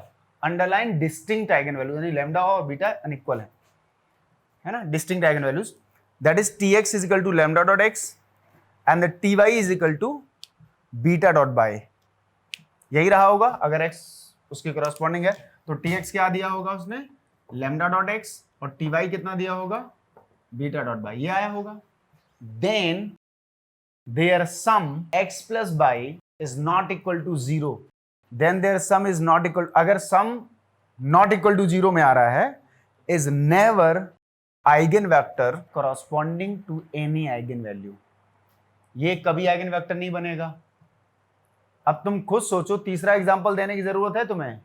मान लो कोई एक ऐसा operator ले लेना जिसके पास 2 eigen value हों, तो उन एक आइगन वैल्यू के कॉरस्पॉन्डिंग वाला एक्स उठाना, दूसरी आइगन वैल्यू के कॉरस्पॉन्डिंग वाला वाई उठाना, उसका नॉन जीरो सम कर लेना, वो क्या आइगन वेक्टर बनेगा। तो ये कौन सा एग्जांपल हो गया? तीसरा, जो कुछ बनते हैं कुछ नहीं बनते वाला सेट हो गया कि नहीं हो गया? वो एग्जांपल भी सेट हो गया थ्योरी की फॉर्म में। तो अब उसके लिए आप समझ सकते हैं कि इसको सिर्फ इतना लिख दो, इसके जस्ट नीचे tx plus y is equal to something something something. इससे क्या समझ आया कि अगर आप चाहते हैं कि हर वेक्टर नॉन जीरो वेक्टर बनता है तो वो तभी बनता है जब t is scalar linear operator बनता है ना। नेक्स्ट रिजल्ट है, if every non zero vector of v is eigen vector of linear operator t, then it is only possible, तब यह केवल तभी संभव है, it is only possible when t is scalar linear operator. इसके अलावा कभी पॉसिबल नहीं हो सकता। t is scalar linear operator. अब एक सवाल ऊपर आया था, बात समझ रहे हैं? अब एक बात खुद से सोचो, अगर मैं t ऑफ आर स्क्वायर से आर स्क्वायर पर चला जाता such that t of x y को कहता कि तुम चले जाओ 2x पर, तुम चले जाओ 3y पर, तो x हमारा 1, नॉन जीरो वेक्टर है कि नॉन जीरो? तो t ऑफ 1, 0 के में 2 टाइम्स ऑफ 1, 0 जा रही है कि नहीं जा रही? देख लो, है कि नहीं है? और capital Y is equal to 0, 1 उठा के देख लो तो 0, 1 की में जा रही है 0, 3, जिसमें से 3 कॉमन लेके 0, 1 कर सकते हो कि नहीं कर सकते? देख लो, क्लियर है? इसे क्या लिख सकते हैं कि this is 2 times of capital x, और इसे लिख सकते थे 3 टाइम्स ऑफ कैपिटल बाई। तो यहां पर अगर देख सकते हैं तो अच्छा, इन दोनों के सम से बनाया x प्लस बाई, जिसे z नाम दिया, जिसका नाम 1, 1 है, और 1, 1 की जब इमेज निकाली तो वो चलेगी 2, 3 पर। इसमें से कुछ भी एक साथ कॉमन नहीं आ रहा जो हम 1, 1 बना दें, तो this is not equal to lambda times of 2, 3 for any lambda belongs to field r. बोलो हाँ या ना? क्या आ सकता है? ये तो आप भी कॉमन जानते हो। कुछ वेक्टर आइगन वेक्टर बने और कुछ नहीं बने, तो कह सकते हैं कि every non zero vector, feel the math, every non zero vector of the form, किस फॉर्म का? a, 0 फॉर्म का कोई भी नॉन जीरो वेक्टर उठा लो, तुम उठाओ a, 0 फॉर्म का कोई नॉन जीरो वेक्टर। 10, 0 की इमेज जब दोगे ना तो 10 to the 20 टाइम्स ऑफ 0 और 0 आ जाएगा, उसमें से 2 बाहर ले लेना तो 10, 0 आ गया। तो ये क्या हो गया? आइगन वेक्टर बन गया कि नहीं बन गया? तो क्या बन गया? Is end of the form कैसा? 0, b टाइप का, है ना? क्या है? आर आइगन वेक्टर है कि नहीं है? कॉरस्पॉन्डिंग टू किसके हैं? Corresponding to eigen values 2 and 3 respectively है कि नहीं है? कितने ऐसे वेक्टर हो सकते हैं? अनकाउंटेबल। ऐसे कितने नॉन जीरो वेक्टर मिलते हैं आपको? अनकाउंटेबल। अनकाउंटेबल आर स्क्वायर में ऐसे हैं जो इसको होल्ड करा रहे हैं, आइगन वेक्टर बन रहे हैं, बट ऐसा वाला तो नहीं बन रहा। तो कुछ बन रहे हैं और कुछ but, and some are not what? Eigen vector. जो तीसरी कहानी डिस्कस करनी थी मुझे, जिसमें से कुछ आइगन वेक्टर बन सकते हैं और कुछ नहीं बनेंगे। और ये याद रखना, सारे बनेंगे कब बनेंगे? ये पिक्चर दिमाग में बैठ गई, और एक भी नहीं बनेगा कब नहीं बनेगा? ये पिक्चर बैठ गई। तो बस इतना याद रखना कि सारे बनने हैं तो कब बनने हैं, और अगर कुछ नहीं बनने हैं तो कब कैसे बनने हैं। अगर आपको 2 डिस्टिंक्ट आइगन वैल्यूज मिली नहीं उस लीनियर ऑपरेटर की, तो समझ लेना उसके पास कुछ एक्स ऐसे बैठे हैं जो कभी आइगन वेक्टर नहीं बनने वाले, क्योंकि सम वाला तो कभी नहीं बनेगा। इज दैट क्लियर है ना?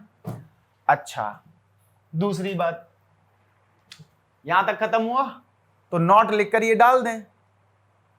अभी तीसरा वाला नॉट बाकी था, पीछे से आप उठा के देख लो, बीच में रिजल्ट्स आ गए थे। तीसरा कौन सा बाकी है? कि कुछ बनेंगे और कुछ नहीं बनेंगे वाला बाकी है। वो लिखने के बाद अब हम ऑपरेटर को लेके, एक्स को लेके क्या डिस्कशन चल रहा था भाई? v का कौन कौन सा वेक्टर कैसे आइगन वेक्टर बनेगा। किसी ने अभी स्केलर की तो कैरी नहीं की, कि कितने scalar eigen vector eigen value बन सकते हैं। बात समझ रहे हो? उस पर केयर करने जाएंगे तो डिफरेंशियल में 2 क्वेश्चन सॉल्व हो जाएंगे। अभी तक कोई और एक्स्ट्रा कुछ नहीं चल रहा। अभी क्या चल रहा है? सिर्फ डेफिनेशन का तोड़ मरोड़ चल रहा है पूरी क्लास 2 घंटे से, और डेफिनेशन के ही तोड़ने मरोड़ने से केवल 4 क्वेश्चन आपको डिफरेंट बच्चे में सारे मिल जाएंगे। इसलिए हमको लगता है कि हम पता नहीं क्या है, तुम आप सिर्फ डेफिनेशन लिखो और फिर रिजल्ट लिख लो। अरे उसी डेफिनेशन से बात करो, रिजल्ट तो वहीं से बन के आए होंगे, कोई बाहर से आते हैं।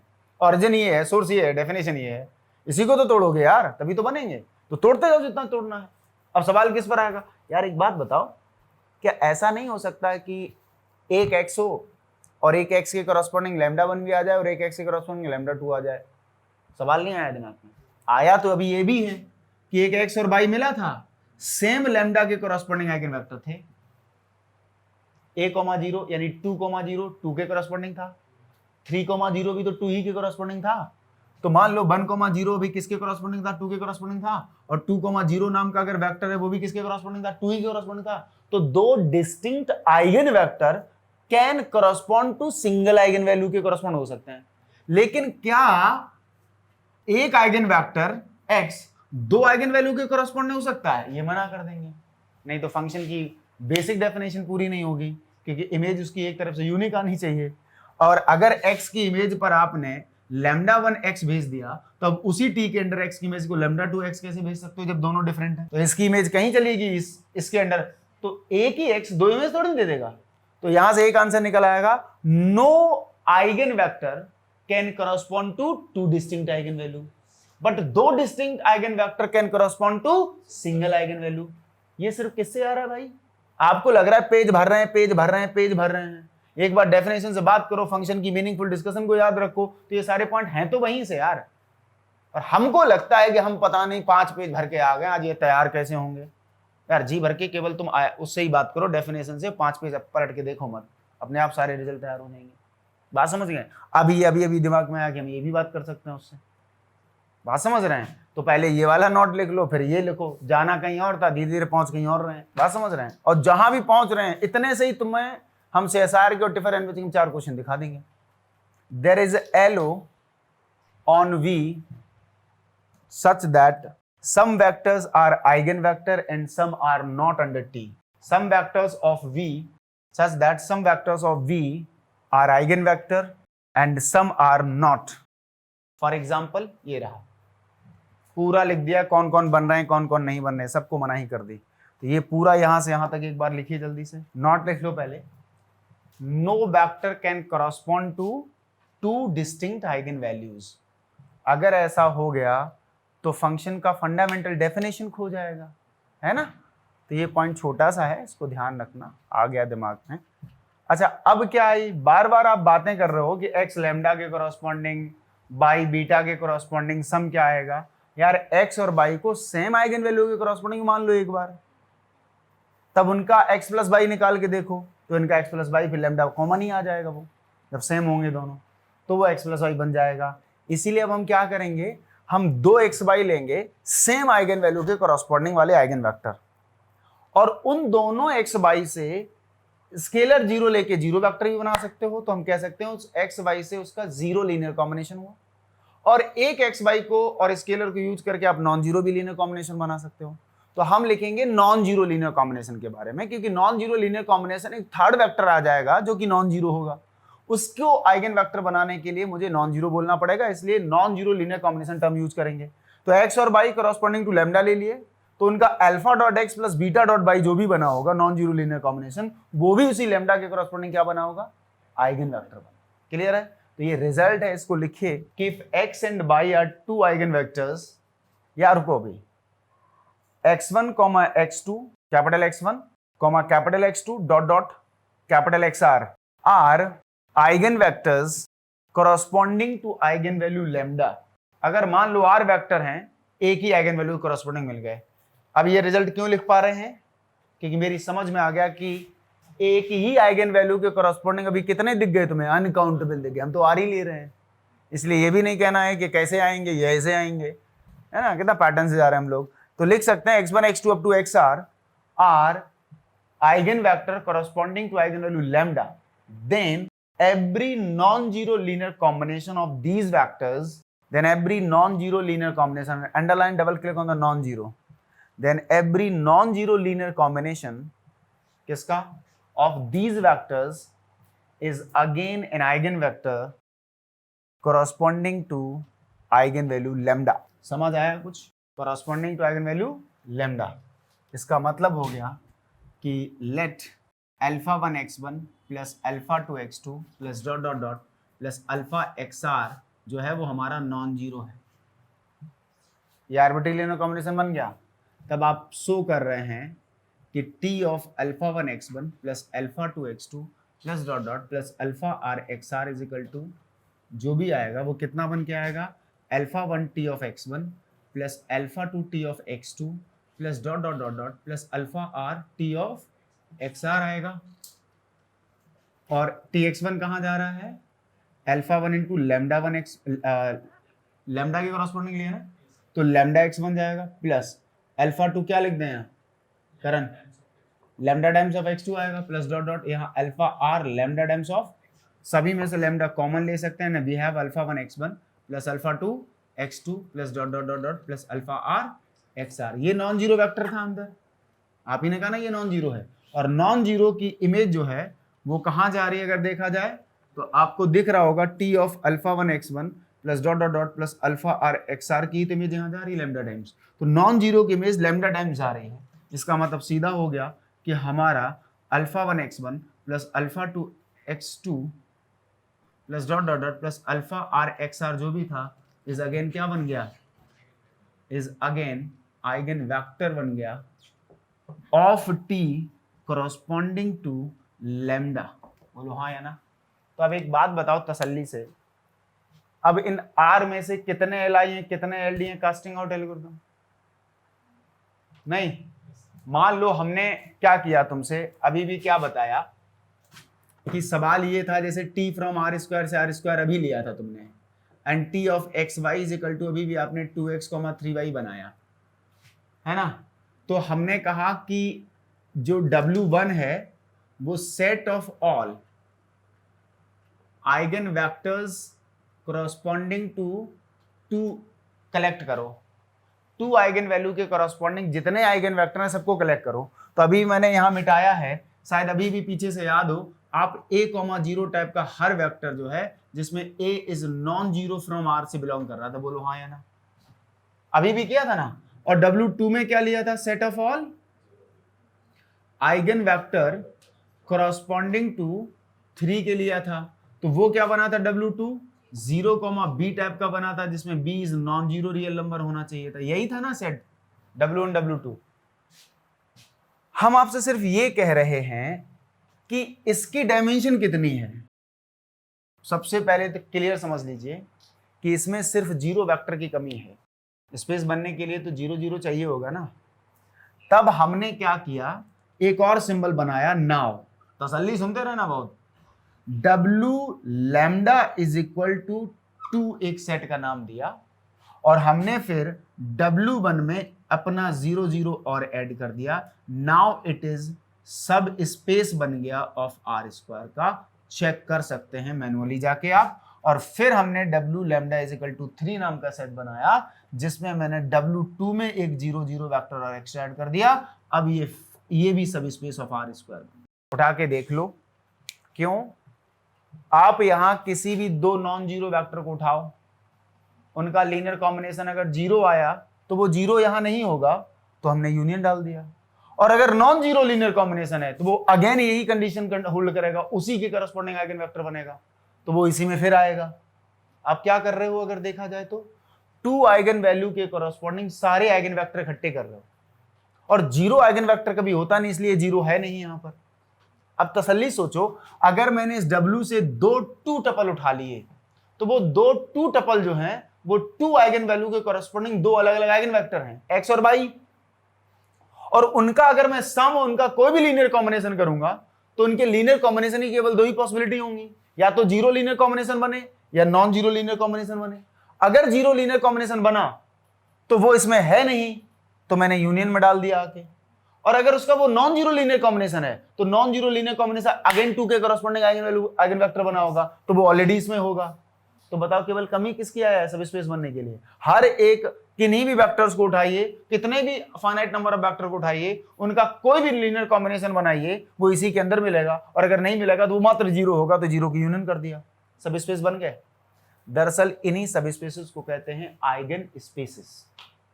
बट मेरा कहना अभी आइगन स्पेस को डिफाइन करना नहीं है, कहना तो इसको भी है। इसको क्या बोलते हैं? आइगन स्पेस बोलते हैं। अभी इसको प्रूफ कराएंगे। corresponding to lambda is equal to 2, इसको कहते हैं eigen space corresponding to lambda is equal to 3। हमारा काम ये नहीं है, हमारा काम फिलहाल आपसे ये पूछने का है, इस 2 के corresponding जितने भी तुम्हें आइगन वेक्टर मिले हैं, इनमें से मैक्सिमम एलआई कितने हो सकते हैं? तो सवाल का जवाब मेरे पास आया कि डायमेंशन ऑफ जो w lambda is equal to 2 मिला वो 1 आया, और dimension of w lambda is equal to 3 जो आया वो भी 1 आया, क्योंकि साफ क्लियर दिख रहा है तुम्हें एक ही चूज करना है। इसका मतलब पीछे वाले क्वेश्चन में आपने कहा था कि a,0 टाइप के अनकाउंटेबल वेक्टर ऐसे मिलेंगे जो केवल 2 के करस्पॉन्डिंग आइगन वेक्टर बनेंगे, और उन अनकाउंटेबल में से एक साथ अगर रखना चाहते हो एलआई तो एक ही एलआई रख सकते हो, दूसरा वाला वेक्टर उसी का स्केलर मल्टीपल होगा। इस डायमेंशन को नाम देंगे geometric multiplicity of that eigen value. इसका नया नाम क्या हो गया?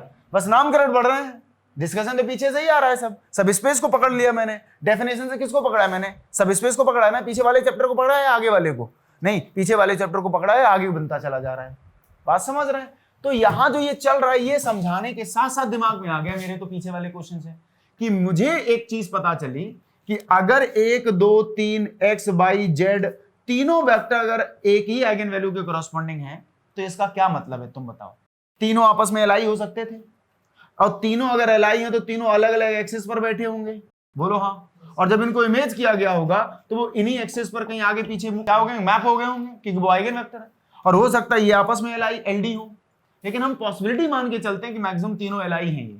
तो अगर तीनों एलआई हैं तो एक्स कहीं अल्फा डॉट एक्स पर गया होगा, और सेम आइगन वैल्यू लैम्डा के कॉरस्पॉन्डिंग है तो एक्स कहीं लैम्डा डॉट एक्स पे चला गया होगा आगे पीछे। और अगर बाई यहां बैठा था तो बाई जो है वो लैम्डा डॉट बाई ऊपर नीचे कहीं पहुंच गया होगा, और अगर जेड है तो कहीं लैम्डा डॉट जेड पर पहुंचा होगा। यही तो मतलब हुआ ना इनका आइगन वैल्यू होने का। और अगर ये 3 एलआई हैं तो हमें ये डिसाइड करना है कि इन तीनों के लीनियर कॉम्बिनेशन से जो भी W नाम का वेक्टर बने अगर, तो वो या तो जीरो होगा या वो नॉन जीरो होगा। अगर जीरो है तो वो हमारे आइगन स्पेस में तो फिलहाल नहीं है, क्योंकि उसमें हमने आइगन वेक्टर कलेक्ट किए या हमने जो सेट बनाया उसमें नहीं आया। लेकिन जो अगर W नॉन जीरो हुआ तो वो इसी के कॉरस्पॉन्डिंग फिर से क्या बन गया भाई? इन तीनों के लीनियर कॉम्बिनेशन से अगर नॉन जीरो लीनियर कॉम्बिनेशन बना है W, तो वो उसी के कॉरस्पॉन्डिंग आइगन वेक्टर बन गया जो ऑलरेडी कलेक्टेड है। तो केवल इसी की तो कमी रह गई थी, तो बाद में इसको उठा के यूनियन कर देंगे। फिलहाल मुझे समझ में आया कि हम ऐसा कर सकते हैं कि हम अपने उस स्पेस को कुछ नंबर ऑफ वेक्टर से जनरेट करा सकते हैं, और जितने मैक्सिमम एलआई से हम जनरेट कराएंगे वो उसकी डायमेंशन कहलाएगी। इसलिए एक सवाल और आया कि एक आइगन वैल्यू के कॉरस्पॉन्डिंग, सवाल पहले क्या था? एक आइगन वैल्यू के कॉरस्पॉन्डिंग कितने आइगन वेक्टर बने? अरे उस सवाल कितने गिन लिए थे? अब सवाल पैदा हुआ कि उस आइगन वेक्टर के कॉरस्पॉन्डिंग जितने कलेक्ट हुए उनका जो सेट है क्या वो V का सबस्पेस बना? तो मैंने पहले ही कह दिया वो तो सर कभी नहीं बनने से रहा, क्योंकि उसमें जीरो नहीं था। तो सर ने कहा चलो जीरो अपनी तरफ से डाल लो, तो जैसे ही डाला वैसे ही वो क्या बन गया? सब स्पेस बन गया, जिसका नाम देंगे आइगन स्पेस। फिर पूछेंगे उस आइगन स्पेस की डायमेंशन क्या है? तो उस आइगन स्पेस की डायमेंशन का मतलब, जब आप डायमेंशन निकालते हो तो बेसिस की कार्डिनलिटी निकालते हो, तो उस बेसिस की कार्डिनलिटी में जीरो वेक्टर डाल पाओगे क्या बेसिस में? अगर set contains zero vector must be LD ना, तो अगर आप उस W लैम्डा की बेसिस निकालोगे तो उसमें तो एलआई वेक्टर ही डालोगे, और एलआई वेक्टर लाओगे कहां से? उस W लैम्डा से। तो वो एक्साइज हैं क्या? दरअसल आइगन वेक्टर्स हैं। तो बेसिस में क्या चले गए? आइगन वेक्टर के साथ साथ एलआई आइगन वेक्टर। तो हम ये सवाल कर सकते हैं कि आपके पास कितने मैक्सिमम एलआई आइगन वेक्टर मिलेंगे इस आइगन वैल्यू के कॉरस्पॉन्डिंग। अब तक तो आपने सवाल का जवाब दिया कि इस आइगन वैल्यू के कॉरस्पॉन्डिंग एक साथ कितने आइगन वेक्टर मिलेंगे। जवाब दे दिया सर a,0 टाइप का हर एक non zero vector eigen vector बनेगा। लेकिन इसमें से कितने एलआई हैं एक साथ? तो उनमें से अकेला एक ही एलआई एक साथ हो सकता है, दूसरा रखोगे तो वो उसी से जनरेट होगा। बात समझ रहे हैं? तो बढ़ते बढ़ते हम कहां पर आ गए? एलआई आइगन वेक्टर्स पर। और किसी एक आइगन वैल्यू के करस्पॉन्डिंग अगर 5 Li आइगन वेक्टर आते हैं तो इसे उस आइगन वैल्यू की ज्योमेट्रिक मल्टीप्लिसिटी बोलते हैं। क्या बोलते हैं? GM of lambda. GM of lambda is equal to 1 और ये क्या है उसका? GM of lambda is equal to 2। इसे रीडिफाइन करेंगे, परेशान मत होना। और मैंने अभी कहीं पर भी नाम जरूर दे दिया है, लेकिन इसका प्रूफ देंगे कि प्रॉपर तरीके से लिखाएंगे भी, क्योंकि डिस्कशन में बीच में ही है तो हम क्या कर सकते हैं उसमें। बात समझ रहे हैं? तो ये पूरा फिलहाल आपको लिखना है, उसके बाद आप जब लिखेंगे तब हम आके इसे आइगन स्पेस के नीचे लिखा देंगे। क्लियर है? तो फिलहाल तुम ये लिखो, इससे कनेक्टिविटी करने की कोशिश कर रहे थे कि एक साथ अब हम गिनने जा रहे हैं Li। अगर ये कहा जाए कि आप Li आइगन वेक्टर बताओ किसी आइगन वैल्यू लैम्डा के कोरस्पॉन्डिंग, तो तुम कुछ मत करना, आइगन स्पेस बना लेना और उस आइगन स्पेस की डायमेंशन काउंट कर लेना। जो उसकी डायमेंशन होगी लैम्डा के कोरस्पॉन्डिंग, जो आइगन स्पेस की, वही उसकी क्या होगी? Number of Li eigen vectors होंगे, वही उस लैम्डा की ज्योमेट्रिक मल्टीप्लिसिटी होगी। तो अगर कोई ये पूछे कि कितने आइगन वेक्टर्स मिले उस लैम्डा के करस्पॉन्डिंग, तो W लैम्डा की पूरी कार्डिनलिटी बता दो। यहां W लैम्डा में कितने आ रहे हैं? अनकाउंटेबल आ रहे हैं कि नहीं आ रहे हैं? तुम्हें कैसे पता है W lambda is equal to 2 में कितने आ रहे हैं? क्योंकि W1 में अनकाउंटेबल आ रहे हैं। तो टोटल कितने आइगन वेक्टर मिले? W लैम्डा की क्या बता दो? कार्डिनलिटी बता दो। और उसमें Li कितने मिलेंगे उस लैम्डा के करस्पॉन्डिंग, तो इसकी डायमेंशन बता दो। कोई तुमसे पूछे इस आइगन वैल्यू की ज्योमेट्रिक मल्टीप्लिसिटी क्या है, तो इसकी आइगन वैल्यू बता दो। 3 टर्म्स खत्म हो गए। क्लियर है? तो अब नेक्स्ट डेफिनेशन है आइगन स्पेस की। ठीक है ना? तो आइगन स्पेस में क्या है? आइगन स्पेस से पहले भी है, दिमाग में पिक्चर बन रही है, तो वो भी बहुत खतरनाक है। उससे आइगन स्पेस में आना इंटरसेक्शन वाली बात। और एक बहुत अच्छी बात, no eigen vector can correspond to 2 distinct eigen value. ये पढ़ा? x जो है 2 डिस्टिंक्ट के लिए आइगन वेक्टर नहीं बनेगा। 2 डिस्टिंक्ट वेक्टर एक आइगन वैल्यू के लिए काम कर सकते हैं। यही पढ़ा है भैया। एक बात बताओ, अगर मैंने λ1 और λ2 2 डिस्टिंक्ट आइगन वैल्यूज ले ली, खुद से सोचो, क्या कहा? 2 डिस्टिंक्ट आइगन वैल्यूज बना ली, W λ1 बनाया, तो W λ1 में जो वेक्टर जाते हैं वो एक जीरो वेक्टर जाता है। W1 नहीं बोल रहा हूं, W लैम्डा बोल रहा हूं। W लैम्डा जब बनाते हो तो 0 0 खुद से ऐड करते हो। ठीक? तो W लैम्डा जब बनाते हो तो W लैम्डा में जितने नॉन जीरो वेक्टर बैठे हैं वो सब लैम्डा के कॉरस्पॉन्डिंग आइगन वेक्टर बैठे हैं λ1 के। और W λ2 बनाओगे अगर, तो उसमें उस जीरो वेक्टर के अलावा जितने नॉन जीरो बैठे हैं वेक्टर, वो सारे non zero vector λ2 eigen value के कॉरस्पॉन्डिंग आइगन वेक्टर हैं। और λ1 और λ2 डिस्टिंक्ट हैं। तो क्या W λ1 का नॉन जीरो वेक्टर W λ2 में जा सकता है? तब यार ऐसे ना करो, फिर क्या फायदा है? W λ1 का नॉन जीरो वेक्टर W λ2 में बिलोंग कर सकता है क्या? क्योंकि आपने ही कहा है कि अगर x नॉन जीरो है और W λ1 में भी है, और x वही नॉन जीरो W λ2 में भी है, तो वही x λ1 के कॉरस्पॉन्डिंग भी है और λ2 के कॉरस्पॉन्डिंग भी है कि नहीं है? आपने क्या कहा? No eigen vector can corresponding to. इसलिए W λ1 इंटरसेक्शन W λ2 सिर्फ सिंगलटन जीरो ही कॉमन आता है, जो आपने एडिशनल ऐड किया है। तो अगर 2 आइगन स्पेस मिले हैं, 2 आइगन स्पेस कब मिलेंगे? जब 2 डिस्टिंक्ट आइगन वैल्यूज मिलेंगी। 3 आइगन स्पेस कब पढ़ने को मिलेंगे? जब किसी ऑपरेटर के पास 3 डिस्टिंक्ट आइगन वैल्यू हो। और 2 आइगन वैल्यू वाला तो पढ़ चुके हो, ये कितना लिखा है? 2 आइगन वैल्यू वाला लिखा है कि नहीं लिखा है? अरे हाँ या ना? तो ये 2 आइगन वैल्यू वाला लिखा है। 3 हो सकती हैं, 4 हो सकते हैं। तो अब एक सवाल आया कि एक के पास कितनी आइगन वैल्यू हो सकती है? अब धीरे धीरे आइगन वैल्यू पर भी क्वेश्चन उठेंगे कि नहीं? तो हम एक जवाब देंगे कि Bn/F पर कि नॉन FGBS पर। तो हम एक ऑपरेटर ऑन FGBS पर है अगर, तो बताओ उसके पास कितनी आइगन वैल्यू तक हो सकती हैं? आइगन वेक्टर वाली सारी काउंटिंग खत्म हो रही है, इसलिए किस पर बढ़ जाएंगे? आइगन वैल्यू कितनी मिलेंगी। और एक नॉन FGBS पर कोई एलो है, उस पर कितनी आइगन वैल्यू मिलेंगी। उसके बाद की कहानी और तो बाद में है, उससे पहले थोड़ी डिस्कशन और आ गई मेरे नजर में कि आइगन स्पेस की डेफिनेशन तो समझ चुके, क्या कलेक्शन लेना है बस लिखना बाकी है। उमेश, आइगन स्पेस तो समझ चुके हैं ना? सारे आइगन वेक्टर कलेक्ट कर लो, एक आइगन वैल्यू के जितने भी हैं, और बाद में 0 0 अपनी तरफ से ऐड कर दो, तो वो सब स्पेस बन जाता है। यही मतलब हुआ। और इसकी डायमेंशन ज्योमेट्रिकली मल्टीप्लिसिटी कहलाएगी। ज्योमेट्रिक मल्टीप्लिसिटी जीएम बोल देंगे ये सारी। और जो ज्योमेट्रिक है वो है क्या? Number of Li eigen vector corresponding to that eigen value lambda के बोला जाएगा, अगर Li कोई काउंट करवा रहा है। ये सारी पिक्चर होगी क्या है? एक और आ गई, अगर लैम्डा 1 लैम्डा 2 दो डिस्टिंक्ट आइगन वैल्यूज आ जाएं किसी ऑपरेटर की, तो W lambda 1 intersection W lambda 2 singleton 0 आएगा। एक ये कहानी रिजल्ट के फॉर्म में तय हो गई। तीसरी कहानी ये है कि मान लीजिए कि एक x मैंने डब्ल्यू लैम्डा 1 से उठाया और एक बाई डब्ल्यू लैम्डा 2 से उठाया। बहुत खूबसूरत डिस्कशन है जो आप जानते हैं, तसल्ली से जितना आप जान चुके हैं अभी तक उसी में रिजल्ट कर लो। अगर x डब्ल्यू लैम्डा 1 से और बाई डब्ल्यू लैम्डा 2 से और लैम्डा 1 लैम्डा 2 बराबर नहीं है और ये भी नॉन जीरो x है और ये भी नॉन जीरो बाई है, तो ये दोनों के दोनों लैम्डा 1 और लैम्डा 2 कॉरस्पॉन्डिंग क्या हो गए? आइगन वेक्टर हो गए। x किसके कॉरस्पॉन्डिंग और बाई लैम्डा 2 के है। सुनते रहे ना। अब अगर मैं ये कहूं कि इन दोनों x बाई से एक सेट बना लूं, हाँ या ना, तो ये सेट में कोई एक दूसरे का स्केलर मल्टीपल होगा क्या? अगर बाई x का स्केलर मल्टीपल होता तो बाई की आइगन वैल्यू भी लैम्डा 1 होती, या x बाई का स्केलर मल्टीपल होता तो x की आइगन वैल्यू लैम्डा 2 होती, जबकि दोनों की अलग है। तो ये दोनों कभी भी एक दूसरे के स्केलर मल्टीपल नहीं हो सकते, इसलिए ये सेट एल आई होगा। इसलिए एक non zero vector W lambda 1 से लेने से, एक वेक्टर डब्ल्यू लैम्डा 2 से लेने से, एक वेक्टर डब्ल्यू लैम्डा 3 से लेने से, हर एक आइगन स्पेस में से एग्जैक्टली एक एक नॉन जीरो उठा लो तो वो जो सेट बनेगा, जितने डिस्टिंक्ट आइगन स्पेस हैं उतने ही कार्डिनलिटी का ये सेट बनेगा जिसमें एल आई वेक्टर रखे जाएंगे। बोलो हाँ या ना। क्लियर? मेरी बात समझ में आ रही है? तो फिलहाल तुम एक बात समझ लो कि कुछ मत समझ लो, बस ये रिजल्ट समझ लो कि अगर W lambda 1 lambda 2 dot dot lambda R, ये आर डिस्टिंक्ट आइगन वैल्यूज अगर मिल गई तो आर डिस्टिंक्ट आइगन स्पेस बनाओगे और उन आर डिस्टिंक्ट आइगन स्पेस में से एग्जैक्टली एक एक वेक्टर भी उठाओगे तो आर कार्डिनलिटी का एल आई वेक्टर उठ जाएगा। और ये सारे के सारे वेक्टर आइगन वेक्टर हैं, भले ही वो डिफरेंट डिफरेंट के कॉरस्पॉन्डिंग हो, लेकिन हर एक वेक्टर इसके अंदर जो रखा है वो आइगन वेक्टर है। तो मिनिमम आपके पास कितने एल आई आइगन वेक्टर आ गए?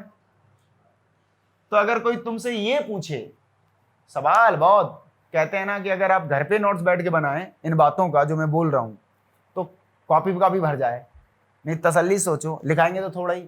अगर मैं कहूं कि आपके पास मान लीजिए किसी, यही मान लो दो आइगन वैल्यू निकाली आपने फिलहाल, तो एक क्वेश्चन तो ये है कि इस आइगन वैल्यू के कॉरस्पॉन्डिंग टी के पास कितने एल आई हैं। क्या पूछा? एक क्वेश्चन है how many L I eigenvectors corresponding to eigen value lambda.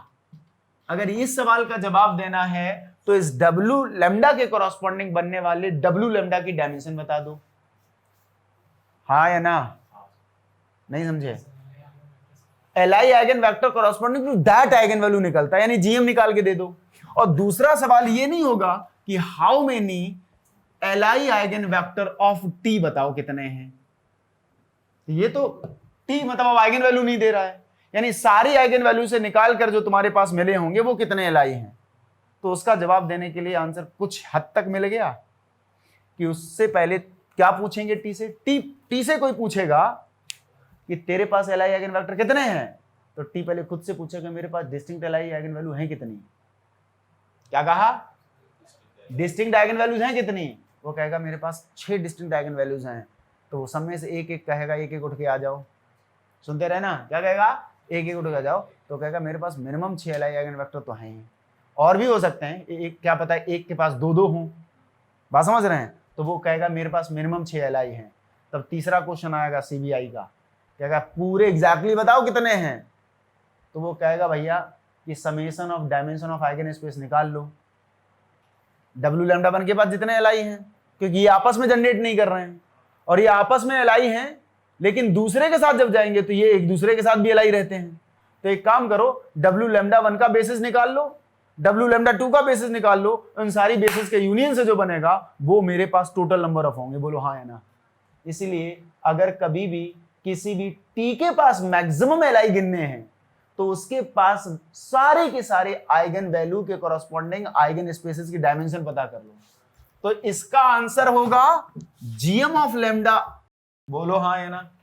तुम्हें दिखाई नहीं दिया भाई? जीएम ऑफ लैम्डा क्या बताता है? एक आइगन वैल्यू के कॉरस्पॉन्डिंग एल आई कितने हैं, और सारे के सारे जीएम ऑफ लैम्डा अगर पता करो लैम्डा पर रन करने के बाद तो वो जो बनता है वो टोटल एल आई बता देगा कितने हैं, हाँ या ना।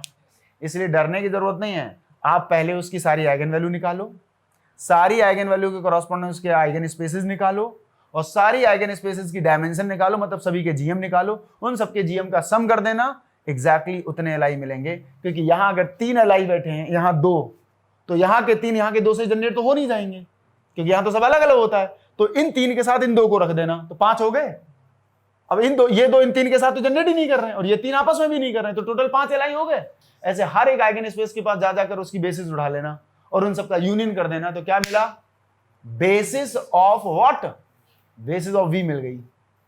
और दूसरी बात कि हमको यह पता चल जाएगा टोटल एलआई कितने मिलेंगे, नहीं बेसिस ऑफ बी नहीं बनेगी, जो भी बनाएगा एलआई सेट बन के आएगा, मैक्सिमम एलआई, यानी टी इतने एलआई रख सकता है डिफरेंट डिफरेंट आइगन वैल्यूज को लेके। और एक बात बताएं जो तुमने कही, अगर यही गिनती n के बराबर आ गई ना, मान लो 12 डायमेंशन का वेक्टर स्पेस था, क्या कहा, 12 डायमेंशन का वेक्टर स्पेस था, t12 से t12 पर है मान लो, और हमने सवाल, अब मैं सिर्फ सवाल रख रहा हूं, जिसे आधा चैप्टर यहीं खत्म होता है, मैं सवाल क्या कह रहा हूं, t12 से 12 पर एक एलो है। उमेश, पहला सवाल था कि क्या इसके पास आइगन वैल्यूज हैं, तो तुम वही tx = λ को सॉल्व करोगे, पता करोगे, और तुम्हारा जवाब आया सर हाँ इसके पास आइगन वैल्यूज हैं। और सवाल क्या आ सकता था कि इसके पास सर आइगन वैल्यूज नहीं हैं। अगर इसके पास आइगन वैल्यू नहीं है तो आपने पूछ कैसे लिया एलआई आइगन वेक्टर कितने मिलेंगे, तब एलआई आइगन वेक्टर की काउंटिंग 0, खत्म होगी बात। और अगर इसके पास आइगन वेक्टर हैं तो एक काम करना, उन आइगन वेक्टर के कोरस्पॉन्डिंग इनके आइगन स्पेसेस पता कर लेना, और इन आइगन स्पेसेस के पास पता कर लेना डायमेंशन कितनी है। मतलब λ1 के कोरस्पॉन्डिंग मान लेते हैं k1 एलआई आइगन वेक्टर हैं, λ2 के कोरस्पॉन्डिंग मान लेते हैं k2 एलआई आइगन वेक्टर हैं, और मान लेते हैं ऐसे ही करके, मान लीजिए हमारे 12वें तक हमारे पास, मान लीजिए कि 5 तक ही मेरे पास आइगन वैल्यू डिस्टिंक्ट थी, तो 5वें के पास मान लीजिए k5 एलआई आइगन वेक्टर थे। इन सबका सम करने के बाद देखें तो 12 से ज्यादा एलआई थोड़ी ना B12 में रह सकते हैं भाई। W λ1 में जो वेक्टर गए वो भी तो B12 के ही हैं, W λ2 में वो भी B12 के हैं, ये सब B12 के अंदर हैं। तो अगर मैं इनका सम करूंगा तो सम 12 से ज्यादा थोड़ी ना होगा, और अगर इनका सम एग्जैक्टली 12 है या स्ट्रिक्टली लेस देन 12 है, ये दो ही केस हो सकते हैं। यानी इस T के पास 12 से ज्यादा एलआई नहीं हो सकते, इसके पास अनकाउंटेबल हो सकते हैं आइगन वेक्टर, लेकिन एलआई आइगन वेक्टर उसकी डायमेंशन से ज्यादा नहीं हो सकते। बोलो हाँ या ना, क्योंकि मैक्सिमम एलआई कितने रख सकती है, बेसिस के कार्डिनलिटी के बराबर रख सकती है। इसलिए एलआई की काउंटिंग के वक्त हमें थोड़ा देखना पड़ता है कितने एलआई। अच्छा, अगर 12 एलआई हो गए तो अगर किसी लीनियर ऑपरेटर जो bn/f पर डिफाइन है, अगर उस लीनियर ऑपरेटर के पास exactly n LI eigen vector मिल गए अगर, तो ऐसे ही लीनियर ऑपरेटर का नया नाम डायगोनलाइजेबल ऑपरेटर होता है। खत्म कहानी। 12 अगर आइगन वेक्टर काउंट हो जाएं, मान लो 22 से तो 5 ही डिस्टिंक्ट आइगन वैल्यूज निकली, लेकिन हो सकता है W λ1 3 लिए हो, ये 3 लिए हो, 6 हो गए, अब बचे 4, और 4 मिलके 6 रख लें, 4 मिलके भी कितने रख लें, 6 रख लें, एक एक रख लें, फिर 2 रख लें, तो टोटल कितने हो गए आइगन वेक्टर उसके पास, 6 हो गए, 12 हो गए आइगन वेक्टर। अगर 12 एलआई आइगन वेक्टर ये 5 आइगन वैल्यू रख ले रही है अपने पास, तो ऐसे ही टी का नया नाम डायगोनलाइजेबल होता है। यानी इसका जो मैट्रिक रिप्रेजेंटेशन बनेगा वो कम से कम एक मैट्रिक रिप्रेजेंटेशन डायगोनल मैट्रिक्स बनेगा, इसको कहते हैं डायगोनलाइजेबल। और अगर नहीं है तो फिर इस B12 के पास ऐसी कोई बेसिस नहीं बनेगी जिससे इसका मैट्रिक रिप्रेजेंटेशन कोई डायगोनल मैट्रिक्स आ जाए, इसे बोलते हैं डायगोनलाइजेशन। खत्म हो गया। ये सब कहां जा रहा है भाई, इतना उतरते उतरते जा रहे हैं, बात करते करते नई चीजें आ जा रही हैं, उनके नामकरण नहीं कर दे रहे हैं, लेकिन अभी भी डेफिनेशन से ही बात हो रही है। बताओ हो रही हो कि नहीं हो रही हो? पूरा चैप्टर पढ़ जाएगा, पूरा कुछ हो जाएगा, सिर्फ डेफिनेशन के अतरंगी डिस्कशन को कर लीजिए बस उसके नामकरण अलग हो गए। ऐसा करने वाले को ये नाम दे देंगे, ऐसा करने वाले को ये नाम दे देंगे, ऐसे कलेक्शन को ये नाम दे रहे हैं, ऐसे कलेक्शन को ये नाम दे रहे हैं, लेकिन टी से कोई हट कहां पा रहा है डेफिनेशन से? वो बताओ ना मुझे पूरे 2.5 घंटे हो गए बोलते बोलते, लेकिन मैं टी से नहीं हटा, अभी डेफिनेशन से नहीं निकला हूं बाहर। बताओ ना। तो ये कहानी है और कुछ नहीं है मेरे भाई, इसलिए ज्यादा मत डरिए। बहुत खास चैप्टर है ये, जिसे आप लेते जाएंगे बहुत दूर तक, अपने बेस को नहीं छोड़ेगा, और जितना रिजल्ट बनेगा यहीं से बन के निकल जाएगा।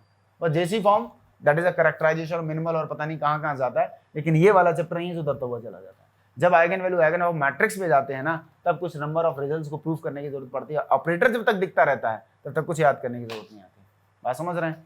तो हमें नहीं पता कहाँ थे, हम डेफिनेशन लिखने वाले थे आइगन स्पेस की, और वो डेफिनेशन है let T be a linear operator on V over F. जब भी मैं आइगन स्पेस की डेफिनेशन लिखाया, जब भी मैंने आइगन वैल्यू आइगन वेक्टर की डेफिनेशन को लिखाया, मैं साफ जानता हूं और मैं बहुत क्लियर हूं कि मैंने v ओवर एफ लिखाया है। जहां मुझे जरूरत पड़ेगी वहां मैं vn ओवर एफ लिखाऊंगा।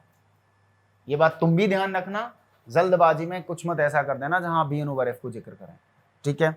देखिए जरा क्या है, let T be a linear operator on v over F, ठीक है, that is t from v over F to v over F, और उसके बाद लिखना and the lambda vn eigenvalue of t and the lambda vn eigenvalue of t, lambda vn eigenvalue of t। आज के बाद जब भी स्टेटमेंट ये लिखा मिले lambda vn eigenvalue of t, सीधा स्टेटमेंट तुम्हारा लिखना दूसरा होगा there exists non-zero x such that tx is equal to lambda dot x, है ना? अभी नहीं लिखना है, तो कभी भी आता है ये पहले लिख लिया करना। क्वेश्चन में कभी भी आए कि lambda vn eigenvalue of t, इसका मतलब there exists non-zero x मिला होगा such that tx is equal to lambda dot x रहा होगा। ये बात हमेशा ध्यान में रखना है, बहुत जगह निकलोगे बाहर। अच्छा, अब यहां क्या है, एक लैम्डा ले लिया मैंने। Now define a set W lambda, now define a set W lambda. कौन सा? W lambda is equal to x belongs to v such that t of x is equal to lambda dot x। अब समझ में आया कुछ कि इस condition को सेटिस्फाई करने वाला तो जीरो भी होता है, हाँ या ना? इसलिए यहां पर जो तुमने लिखा था वो tx is equal to 2x नहीं लिखा था, आपने भाषा में ये बोला था कि आइगन वेक्टर कलेक्ट करो। बात समझ रहे? और ये जो तुमने लिखा है w लैम्डा 2, ये दरअसल आप ये कह रहे हो कि आप x belongs to r square बनाइए जहां tx is equal to 2x satisfy करें, और 2x को सेटिस्फाई करने वाला जीरो भी होता है। इस भाषा में और इस लैंग्वेज में बहुत फर्क है, जीरो वेक्टर का फर्क है, देख लो। इसमें जब करोगे तो क्या कलेक्ट करोगे? Eigen vectors. और जब ऐसा लिखोगे कि tx equal to 2x satisfy कराइए, तब जीरो वेक्टर भी इसको सेटिस्फाई करेगा, और जो नॉन जीरो वेक्टर इसको सेटिस्फाई करेगा तब वो आइगन वेक्टर होगा। तो केवल जीरो वेक्टर ही तो यहां से अलग है जो इसको सेटिस्फाई कर रहा है, और इसीलिए मैंने नॉट भी लिखाया था कि भाषा बहुत जरूरी है समझने के लिए। आप ये नहीं कह सकते collection of all the eigen vector is called the eigen space. Collection of all eigen vector eigen space नहीं कहलाता, उसमें जीरो खुद से जोड़ने के बाद कहलाता है। या आइगन स्पेस को डिफाइन करने के लिए आइगन वेक्टर के सहारे मत जाओ, आप एक सेट डिफाइन करो ऐसा, और तब इसको बता दो कि ये आपका क्या कहलाता है, आइगन स्पेस कहलाता है, क्योंकि इसमें ऑलरेडी जीरो सेटिस्फाई इस कंडीशन को कर रहा है। तीसरा चौथा नोट मैंने इसीलिए लिखाया था, गेट इट द पॉइंट, कि ऐसा कंडीशन को सेटिस्फाई कर रहा है तो जीरो हमेशा इसमें बिलोंग करता है, ऐसा लिखाया था एक नोट। इस कंडीशन को सेटिस्फाई करने वाले सारे एक्स का जब कलेक्शन लोगे तो जीरो भी इसको क्या कर रहा होगा, सेटिस्फाई। पीछे आते ही मैंने नोट लिखाया था एक, याद करिए। इसलिए इसको अगर लिख दिया तो अब यूनियन जीरो जीरो करने की जरूरत नहीं है। अथवा आप ऐसे भी तो डब्ल्यू लैम्डा को लिख सकते हो, कैसे? यही तो है हमारा डब्ल्यू लैम्डा। डब्ल्यू लैम्डा क्या है? सेट ऑफ ऑल, क्या? Set of all eigenvectors corresponding to lambda. ये सेट बनाओ और यूनियन बाद में क्या कर दो, सिंगलटन। तो ऐसे पढ़ लो या ऐसे पढ़ लो, बात तो एक ही है। तो मैंने जो एग्जांपल दिया वो पहले W1 बना के दिया, बाद में जीरो जीरो कर दिया, और बाद में जीरो जीरो कर दिया तो इसे इस फॉर्म में लिख सकते हो, tx equal to lambda dot x form में। Get the point? Now define a set w lambda this और दिस, ये दोनों लिखिए, लिख लिया, और करके दोनों को, और करके दोनों को लिख लीजिए। इज कॉल्ड, क्या कहलाता है, इसी को क्या बोलते हैं? Is called eigen space of T, T का ही बोला जाता है, ठीक है? Eigen space of T corresponding to eigenvalue lambda, corresponding to lambda, है ना, is called eigenspace of t corresponding to lambda, which is clearly a subspace of v over field f। जो v का क्या बनता है, सबस्पेस है, which is clearly a subspace of v over field f। is that clear? है ना? hence पहला point, hence number of जो आएगा, number of Li eigen vectors corresponding to eigenvalue lambda, corresponding to eigen value lambda is equal to जो होगी वो dimension of W lambda आएगी कि नहीं आएगी? अगर सब स्पेस है तो डब्ल्यू लैम्डा की डायमेंशन होगी, और जो डब्ल्यू लैम्डा की डायमेंशन होगी वो अगर दूसरी भाषा में समझे तो क्या होगा, क्योंकि अब बेसिस में जीरो वेक्टर तो जाएगा नहीं, तो जो भी जाएंगे नॉन जीरो वेक्टर जाएंगे, एलआई होंगे वो बेसिस में, और जो नॉन जीरो वेक्टर है वो आइगन वेक्टर है। तो दरअसल गिनती किसकी हो रही है? Number of LI eigen vector की गिनती हो रही है, अगर आप उस डब्ल्यू लैम्डा की क्या निकाल रहे हो? डायमेंशन निकाल रहे हो। तो this is called the dimension of, hence this, and the dimension of w lambda is also called the geometric multiplicity of eigenvalue lambda denoted by gm lambda। तो जो आपने लिखा है that is, आप लिख सकते हैं geometric multiplicity of lambda is equal to dimension of w lambda बन के आती है। Is that clear? ये बन के आता है। अब रहा फॉर एग्जाम्पल, ये हमने एक क्वेश्चन में आपको निकलवा दिया। अभी इसके नीचे अब ज्योमेट्रिक मल्टीप्लिसिटी पता चल गया, नंबर ऑफ एलआई पता चल गया, आइगन स्पेस बनाने का तरीका पता चल गया, लैंग्वेज फॉर्म में पता चल गया, मैथमेटिकल फॉर्मेशन में पता चल गया। ये लैंग्वेज फॉर्म में है जिसमें जीरो नहीं होता, जीरो यूनियन करना पड़ता है, या जीरो यूनियन करने के बाद जो बनता है वो इस कंडीशन को सारा एक क्वेश्चन में दिखा दिया, इसलिए वेरिफिकेशन है। फॉर एग्जाम्पल के लिए इसको पूरा यहां से यहां डाल दो। दो आइगन वैल्यू थी तो दो आइगन स्पेस बने होंगे, दो आइगन स्पेस बने होंगे तो दो डायमेंशन आई होंगी। एक डायमेंशन एक आइगन वैल्यू के कॉरस्पॉन्डिंग उसके number of LI eigenvectors को बता रहा होगा, और दूसरे की जो डायमेंशन है वो दूसरी आइगन वैल्यू के corresponding number of LI eigenvectors को बता रहे होंगे। बाद में इन दोनों के डायमेंशन का सम करेंगे तो दो आएगा, और दो आने का मतलब हो गया कि टी, पूरे टी के पास अगर देखा जाए आइगन वैल्यू का कॉरस्पॉन्डिंग ना देखें तो टोटल दो एलआई सोल्यूशन है, और दो एलआई सोल्यूशन नहीं, सॉरी, दो एलआई आइगन वेक्टर हो गए, और दो ही इसकी डायमेंशन है, इसलिए इस टी का नाम होगा डायगोनलाइजेबल। और डायगोनलाइजेबल का मतलब सिर्फ एक ही चीज है, टी ऑपरेटर को अगर डायगोनलाइजेबल बोलना है, डायगोनलाइजेबल का मतलब डायगोनलाइज्ड होने के योग्य, और डायगोनलाइजेबल होने के योग्य का मतलब कि उसकी कम से कम एक बेसिस यहां जरूर होगी जिससे इसका मैट्रिक रिप्रेजेंटेशन एक डायगोनल मैट्रिक्स बनेगा। ये होता है डायगोनलाइजेशन। क्या कहा? अगर कोई टी डायगोनलाइजेबल है, कोई ऑपरेटर डायगोनलाइजेबल, इसका मतलब कि उसके पास कम से कम एक ऐसी बेसिस एग्जिस्ट कर रही है आर स्क्वायर के पास या वी के पास, जिस बेसिस के रेस्पेक्ट में उसका मैट्रिक रिप्रेजेंटेशन डायगोनल मैट्रिक्स आएगा। और नहीं आ रहा है यकीन, यहां देखना जरा, यहां से आप इसकी एक एलआई वेक्टर उठा लो, इसका एक एलआई वेक्टर कौन सा होगा? 1,0 फॉर्म का होगा, तो कैपिटल बी में डाल दो उसका 1,0, और दूसरे वाले का एक एलआई वेक्टर उठाओ 0,2 उठा लो, हम तो कहते हैं 0,1 मत उठाओ, यहाँ π,0 उठा लो, हम तो कहते हैं। एक एलआई वेक्टर उठाना है, यहां से एक डायमेंशन आई, यहां से डब्ल्यू लैम्डा 2 की 3 की एक डायमेंशन आई, तो वहां से उसका एक एलआई उठाओ, एक वेक्टर यहां से, एक वेक्टर यहां से, ये तो दो वैसे भी एलआई रहेंगे, तो आपके पास बेसिस बन गई। तो दरअसल अगर आपके पास n एलआई आइगन वेक्टर मिल गए आपको, तो इन n एलआई वेक्टर को उठा के आप n कार्डिनलिटी का एक सेट बना लो, वो आपके Vn/f की बेसिस नहीं बनेगी क्या? और ये वही बेसिस है जिसके रेस्पेक्ट में उसका मैट्रिक रिप्रेजेंटेशन एक डायगोनल मैट्रिक्स बनेगा। निकालो ना, t ऑफ π,0 की इमेज निकालो, 2 टाइम्स ऑफ π,0 जाएगा, और इससे जनरेट करोगे तो क्या मिलेगा? 2 टाइम्स ऑफ π,0 और 0 टाइम्स ऑफ 0,2 बनेगा कि नहीं? और दूसरे 0,2 की इमेज निकालो तो कितनी जाएगी? 3 टाइम्स ऑफ 0,2 जाएगी, जिसे 0 टाइम्स ऑफ π,0 और आप 3 टाइम्स ऑफ 0,2 से बना सकते हैं। तो इस t का इस b के रेस्पेक्ट में जो मैट्रिक रिप्रेजेंटेशन है वो 2,0 और 0,3 है कि नहीं? तो 2, 3 उसके डायगोनल पे आ जाती हैं, बन गया ना एक मैट्रिक रिप्रेजेंटेशन। तो जो मैं कह रहा हूं कि आप एक t की सारी आइगन वैल्यूज को निकालो और उन सारी आइगन वैल्यूज की ज्योमेट्रिक मल्टीप्लिसिटी निकालो, अगर उसकी सबकी ज्योमेट्रिक मल्टीप्लिसिटी की सम डायमेंशन ऑफ Vn/f के बराबर आ गया, n के बराबर आ गया, तो जो n एलआई आइगन वेक्टर मिले हैं उन एलआई आइगन वेक्टर को एक जगह रख के एक बेसिस बन जाएगी V/f की, और उस बेसिस के रेस्पेक्ट में अगर उसका मैट्रिक रिप्रेजेंटेशन निकालोगे तो पक्का एक डायगोनल मैट्रिक्स आएगा। इसीलिए इसको कहते हैं डायगोनलाइजेबल लीनियर ऑपरेटर। कहानी हुई खत्म। लिखो फिर, एक बात तो समझ में आ गई, 2 eigen vectors corresponding to 2 distinct eigen values must be LI होते हैं। एक एक्स अगर लैम्डा 1 के कॉरस्पॉन्डिंग का है, दूसरा लैम्डा 2 के कॉरस्पॉन्डिंग, तो क्या हो गया? एलआई हो गए थे। क्लियर है ना ये बात?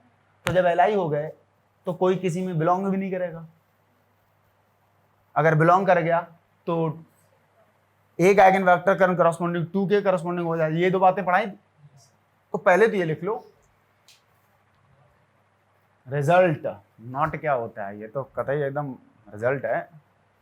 क्या रिजल्ट है भाई? Two eigenvector corresponding to two distinct eigenvalues.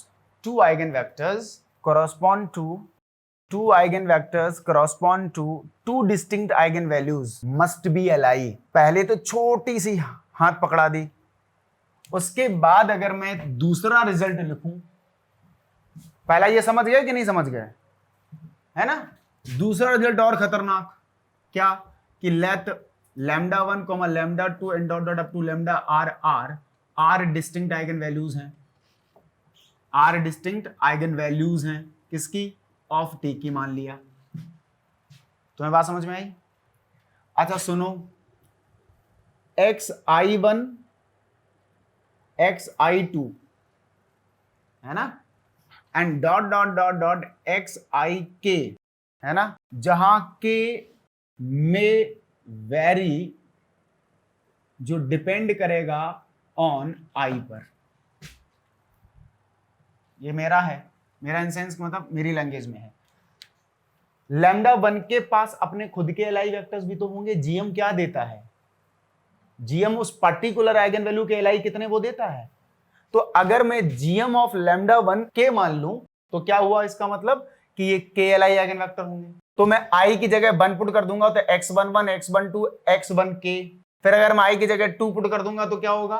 x21 x22 x2k, और ये k किस पर वेरी कर रहा है? आई पर। आई का मतलब लैम्डा 1 लैम्डा 2, तो ये हैं आर के आई भी लगा देते हैं यहाँ पे, k1 k2 लगा देना बाद में, है ना। आर के आई एलआई आइगन वेक्टर हैं किसके पास? Eigen vector corresponding to eigen value lambda I. अब सारे आई ओपन करो, जहां जहां आई दिख रहा है तुम्हें वहां वहां बंद कर दो, जहां जहां आई दिख रहा है वहां वहां बंद करना जरा। x11 x12 dot dot x1 k1 are k1 LI eigen vector मिले करस्पॉन्डिंग टू लैम्डा 1। आई की जगह 2 कर देंगे तो लैम्डा 2 यानी k2 तक हो गए। अब आपको ये लिखने की जरूरत भी नहीं है क्योंकि k1 k2 वेरी करा दिया। अब आप ये कह सकते हैं कि देन क्या, अगर ये वाला सेट आप ये लिख दें कि ये एसआई बन गया, तो कह सकते हैं कि एसआई क्या है? एलआई आइगन वेक्टर का कलेक्शन हो गया। तो इन सब का अगर यूनियन करके बना दोगे एसआई के बाद जो भी बन के आएगा आई इज इक्वल टू कहां है? 1 से आर तक इज ऑल्सो क्या बन के आएगा? एलआई सेट ऑफ वी बन के आएगा। बोलो हाँ या ना। मैंने कहा था लैम्डा 1 के 3 एलआई, लैम्डा 2 के 2 एलआई, दोनों का यूनियन कर दोगे तो वी का 5 कार्डिनलिटी का एलआई बन गया। तो हमने ये क्या किया, ये हमारे पास लैम्डा 1 के कॉरस्पॉन्डिंग टोटल एलआई, आई की वैल्यू 2 रखने पर टोटल एलआई, लैम्डा 3 के टोटल एलआई, सबका यूनियन करने से जो एलआई बनेगा वो किसका बनेगा? वी का बनेगा। और इसी कहानी से डायगोनलाइजेशन को बाहर निकालेंगे। अगर ये यूनियन इस पूरे की कार्डिनलिटी जो लास्ट में एलआई का सम आया है, यूनियन आया है, अगर इसकी कार्डिनलिटी एन हो जाएगी तो डायगोनलाइजेशन हो गया।